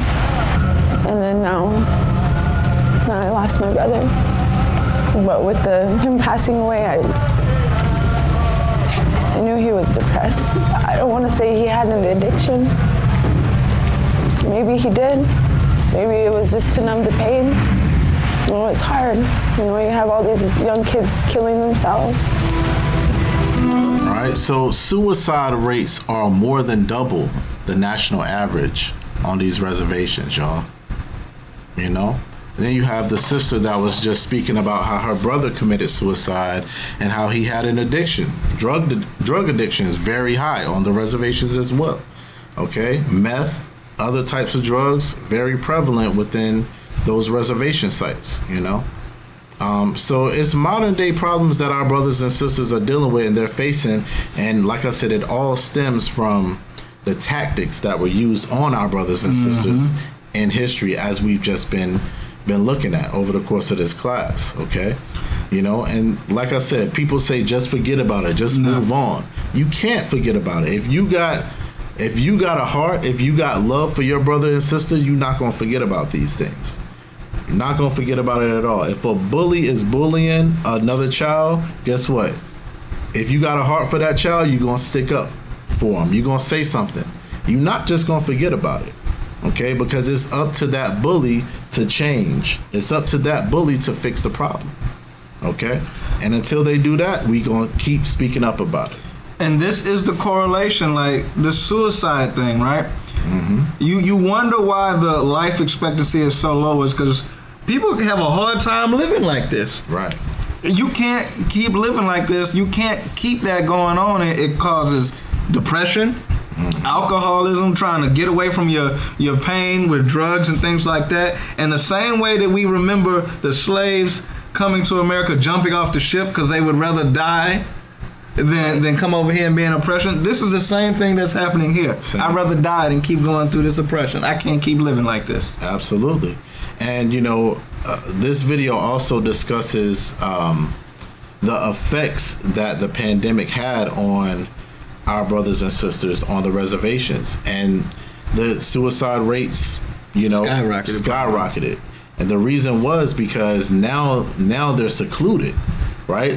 They used to be able to hang out with their friends and kind of get rid of the pain that way. Now they're secluded in their own spaces. They don't have that human interaction, and the suicide rate skyrocketed. All right? So let's go to Proverbs chapter 3, verse 27. We're almost done. Yeah, we got to get done so I can... Proverbs chapter 3, verse 27. Yeah. Withhold not good from them who it is due, when it is in the power of thine hand to do it. Right, so the scriptures are telling you to not withhold good from the people who are in need of help. You know, if it's within your means to help, if you have the power to do so. Okay, read on. Say not unto thy neighbor, go and come again, and tomorrow I will give thee, when thou hast it by thee. Right, so don't see your neighbor and then say, you know what, brother and sister, I know you're struggling right now, but just come back later. I'll get you right later. No, if you got the means and the power to do it, you got to do it now. Help in any way that you can, okay?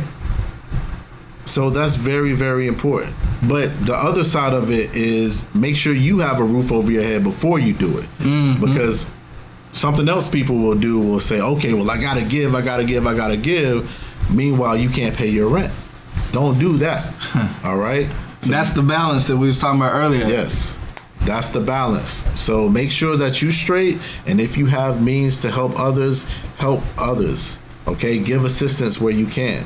Because these are real problems, these are real problems that we're seeing on these videos here, and we need to visit places like these. We need to visit these reservations, and we need to spread the truth on these reservations, Benaiah from ATL, if you listening, next year, let's try to set this up for real. Let's try to get over to a reservation to be able to spread the truth to our Native American brothers and sisters, man. All right. Benaiah from Cali, start the fundraising so that we can get there. Absolutely. And for y'all who are not named, be ready to volunteer to go and be take part in helping us raise the funds. Absolutely. We all need to put in our part. We all got our part to play in this, because once again, if you are not moved by what you just saw here, then you got to check your spirit. If you in this truth, you say you in this truth and you not moved by that, there's something wrong, man. Tomorrow somebody's gonna say, well, that was a good lesson. That's heavy. That's deep. And then go about their way, go buy their new cell phone and, the rims on the car, go get them a nice big unhealthy meal and waste all type of resources and not put themselves in position to better themselves so that they can help better the nation. Right. I want to challenge everybody to start thinking of the nation and not just yourself only. Don't get me wrong. Take care of yourself. But the scripture says that they that are strong ought to bear the infirmities of the weak. But I always ask the question, how are you going to bear the infirmities of the weak if you're the weak? So you need to strengthen yourself. There comes a point in time where you have to transition from being the weak to being the strong so that you can help the next person. Right. Absolutely. Jeremiah chapter 50, verse 33. Jeremiah chapter 50, verse 33. Thus saith the Lord of hosts, the children of Israel and the children of Judah were oppressed together. And all that took them captives held them fast. They refused to let them go. So the scriptures are telling you that the children of Israel, meaning the northern kingdom, okay, and the children of Judah, who are the southern kingdom, they were oppressed together. That's modern day Caribbean blacks and American blacks for the southern kingdom. Northern kingdom are your Hispanic tribes, as well as your Native American tribes, okay? So it says that we were oppressed together. And guess what? We are still oppressed together right now. All right? That's why I read that at the beginning of the class when I read Daniel chapter 9. Okay? Because we found out that a lot of the situations that we go through as Black Americans, as Caribbean blacks, as Hispanics, guess what? Native Americans go through the same thing and worse. Okay? So we can't be in denial about that. It is what it is. And it's time to understand that. And it's time to come together as one nation, as one oppressed nation. Okay? Because we're oppressed. We have to come together on some commonality, huh? On something. We've been oppressed. Together. Let's band together. Let's stand up for what we believe in.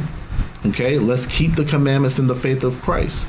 Because it says that they took us captives and they said they'll never let us go. That's where we're at right now. Okay? Man, and to the point on coming together on the commonality of our oppression, we come together on all the wrong things. We'll come together on politics. Oh, I'm a Democrat. Oh, I'm a Republican. We'll come together on, this is hip-hop culture. We coming together because of hip-hop. But do we come together because that we're actually of the same nationality of people with the same origins, the same forefathers, the same customs? Oh, no. Everybody entitled to their own freedom of this and that. And the whole reason why we're in captivity is because we always want to come together on the wrong things and split up on the wrong things. Absolutely. I mean, we come together on the things that don't really matter that much at all. You know, that's not really always worried about the wrong thing. Yeah, absolutely. You know, it's time to come together on things that really is going to move the nation. That's really going to allow us to progress as a people. You know, once again, if you love your brothers and sisters, that would be on the forefront of your mind. All right, let's go to Daniel chapter 9, verse 13. Daniel chapter 9, verse 13. Yep. As it is written in the law of Moses, all this evil is come upon us, yet we made not our prayer before the Lord our God. So the problem is that the scriptures said what they said. We read the scriptures. We said all these things we will do, you know, and then we made that agreement. We made the agreement, but then we turned our back on the Lord. You know, we turned our back on the agreement. Now the evil is upon us. But guess what? We still don't make our prayer to the Lord. We still don't say, Lord, help us, save us from this situation. We still don't just want to be obedient. We still turn our backs on the Lord despite going through the issues that we still going through. We trust in that oppression. We trust in the oppression. We want our oppressor to save us. Yes. Oh, you put us in this situation. Save us from the situation. You be fair. I know you will. You have a good heart. I know. I see deep down inside you're good. Man, got another thing. What kind of glasses you got on? Right. All right, read on. That we might turn from our iniquities and understand thy truth. That's what we need to do. We need to turn from our iniquities and we need to understand the word of God. We need to understand what we need to do in order to get out of our captivity, which is keep the commandments and the faith of Christ. Read on. Therefore have the Lord watched upon the evil and brought it upon us. For the Lord our God is righteous in all his works which he doeth, for we obeyed not his voice. Right. So what it comes down to is just lack of obedience, you know, and this is for all 12 tribes. Okay, the reason that the plight is so severe for the Native Americans, as well as the American blacks, as well as the Caribbean blacks, right? Haitians, all of our Hispanic brothers and sisters. The reason why this plight is so heavy is because of our lack of obedience. So it's time to change our mindset. It's time to be renewed in our minds. It's time to keep the commandments of God and the faith of Christ. And guess what? Just like you read in Judah 5, once we do that, guess what's going to happen? The Lord is going to fight for us. We're going to have that power. We're going to have that spiritual power now. And we're going to be able to overcome our oppressor so that eventually there'll be another story. It's not going to be about us getting delivered from the land of Egypt anymore. It's going to be about being delivered out of this captivity, out of America, out of Babylon the Great. But guess what? The Lord's not going to do it until we do our part. Yeah. And this is necessary for us to understand, because as we read this verse again, it says, verse 14, therefore have the Lord watched upon the evil. You keep wanting God to change things, and he's like, Lord Jesus, please save us, right? God is watching the evil. He's sitting back like, I see it, what's going on. And brought it upon us. Matter of fact, I see it, and I'm allowing it to happen. I brought it forth for a reason, because remember, in their affliction, they will seek me early. For the Lord our God is righteous in all his works, which he doeth. By him putting this evil on us and watching it, he's still righteous. He's not wicked for doing this. Who's the wicked one? For we obey not his voice. This is our issue that we have to come out of by doing the right thing for a change. Okay, you voted, you've marched. You've asked the oppressor to do this for you, and you signed a treaty, and you did all these things. But the one thing that we have to do is finally come to the realization that we're in this situation because of our disobedience. And if we would actually begin to be obedient, we could change the situation. Absolutely. That's the changing factor. Absolutely. Very well said. And with that, that's the end of the class, brothers and sisters. Hope y'all got something from it. Man, you know, we all going through it. It's time to change, y'all. All right, so anybody got announcements? Okay. All right, so brothers and sisters, We are True Spirit of Christ. And, if you like what we're doing and you want to be a member, we got something up here for you to show you what our process is, okay? So if you want to become a member, this is the process. We call it the wash process, okay? Because why? The word washes you thoroughly from your iniquity, okay? So what's the W? The W is watch for 2 months. Why do we want you to watch for 2 months? Because we want to make sure that you feel that this is the right place for you. We don't want you to rush into becoming a member when you're not ready. Watch the classes, make sure, what we're teaching is what you believe in, what our thought process is in terms of, being righteous men, righteous women is your thought process, okay? So watch for 2 months. After that, apply your knowledge with our basic understanding form. What is that? That is just to make sure that we're on the right page, okay? We're on the right page in terms of doctrine because the scriptures tell us that we all must speak the same thing. All right. Next, the S is submit your membership information. Okay, so there'll be a membership form. And while you're doing that, subscribe to the YouTube channel if you have not already done so. Okay, so once you do that, then just hang tight, which is the H, while we review everything that you have submitted. All right, so that is the wash process, just in case you want to do so and become a member. And the way you get started is just submit your information to support@truespirit.com, truespiritofchrist.com. That's support@truespiritofchrist.com.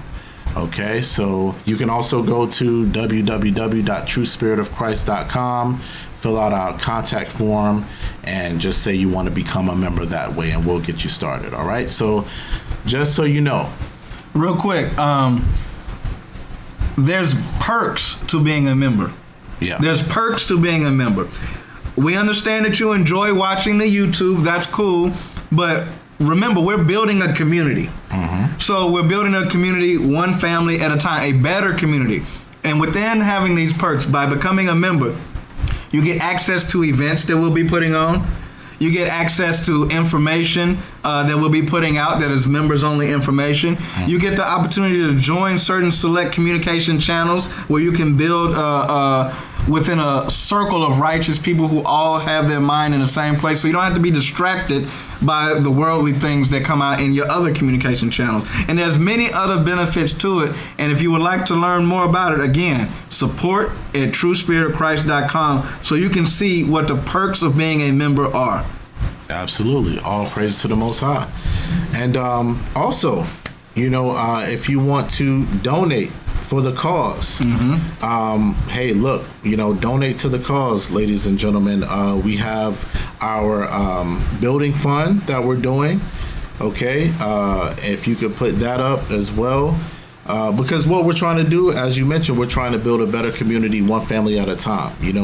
Think about what we went into today in terms of the class, in terms of our brothers and sisters really struggling out here, in multiple different ways, So what our goal is to build a community, right? Build our own community to where we don't have to worry about the police brutality. We're in charge of that ourselves in terms of making sure our communities are safe. Yes. Making sure our communities are accessible for the children and that they can play out there, right? So we want to build a better community in those different ways, guys. So make sure that you donate. You can go to the link there, bit.ly, okay, /Build True Spirit. That's bit.ly/Build True Spirit. Okay, and that's going to help us to be able to build our community, okay? Because we got some plans for you guys. It's going to be excellent and wonderful. But the scriptures tell you that money answereth all things, okay? So, if that's your part and you want to play that part, please do so. Please donate. All praises. Yes, that is a very important initiative. We have other means of supporting. We have an online store which you can patronize after the Sabbath is over. achosencollection.com. Well, we have our general alms giving, which you can find at on the True Spirit of Christ webpage and hit the give button, or we can also put the link up for that. Both of all of these things are important because we have a building fund, yes, but we still have our daily operations to deal with, like supporting the broadcast. We still have people who are in need. People come to us in need of certain things, and we need to be able to help our community as best we can. We have initiatives where we help the homeless, where we help those who have been in disaster situations and whatnot. So we have a lot of initiatives, and that's all a part of community. When you can go to your own people for help and not have to go to every other nation for help. Exactly. Absolutely. All praise to the Most High. All right. So with that being said, I think that's it for the announcements. So let's go ahead and break bread. All right. Let's turn to 1 Corinthians chapter 11 and verse 23. For I have received of the Lord that which also I delivered unto you, that the Lord Jesus, the same night in which he was betrayed, took bread. And when he had given thanks, he brake it and said, Take, eat. This is my body, which is broken for you. This do in remembrance of me. After the same manner also he took the cup when he had supped, saying, This cup is the New Testament in my blood. This do ye as oft as ye drink it in remembrance of me. For as often as ye eat this bread and drink this cup, you do show the Lord's death till he come. For wherefore whosoever shall eat this bread and drink this cup of the Lord unworthily shall be guilty of the body and the blood of the Lord. But let a man examine himself, and so let him eat of that bread and drink of that cup. For he that eateth and drinketh unworthily eateth and drinketh damnation to himself, not discerning the Lord's body. For this cause many are weak and sickly among you, and many sleep. In the name of our Lord and Savior Jesus Christ, we pray and thank you. Amen. Amen.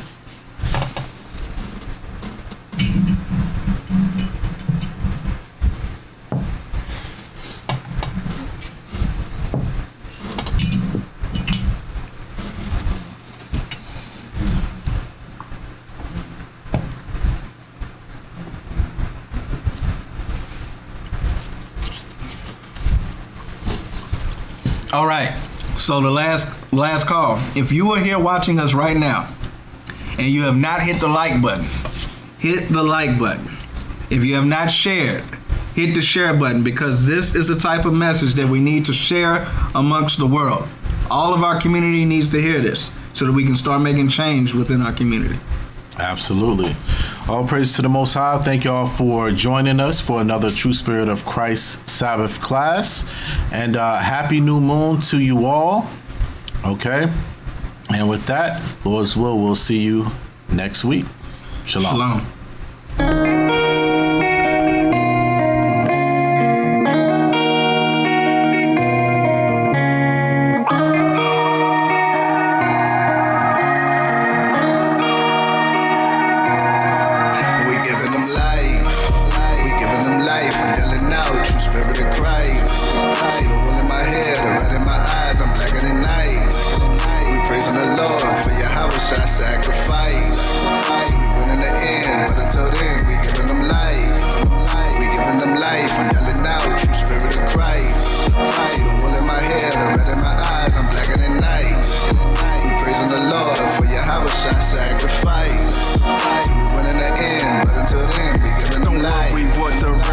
Just manifest the best in you, prepare to overcome. When life throws a test at you, in life you can't succeed if your mind is filled with fear.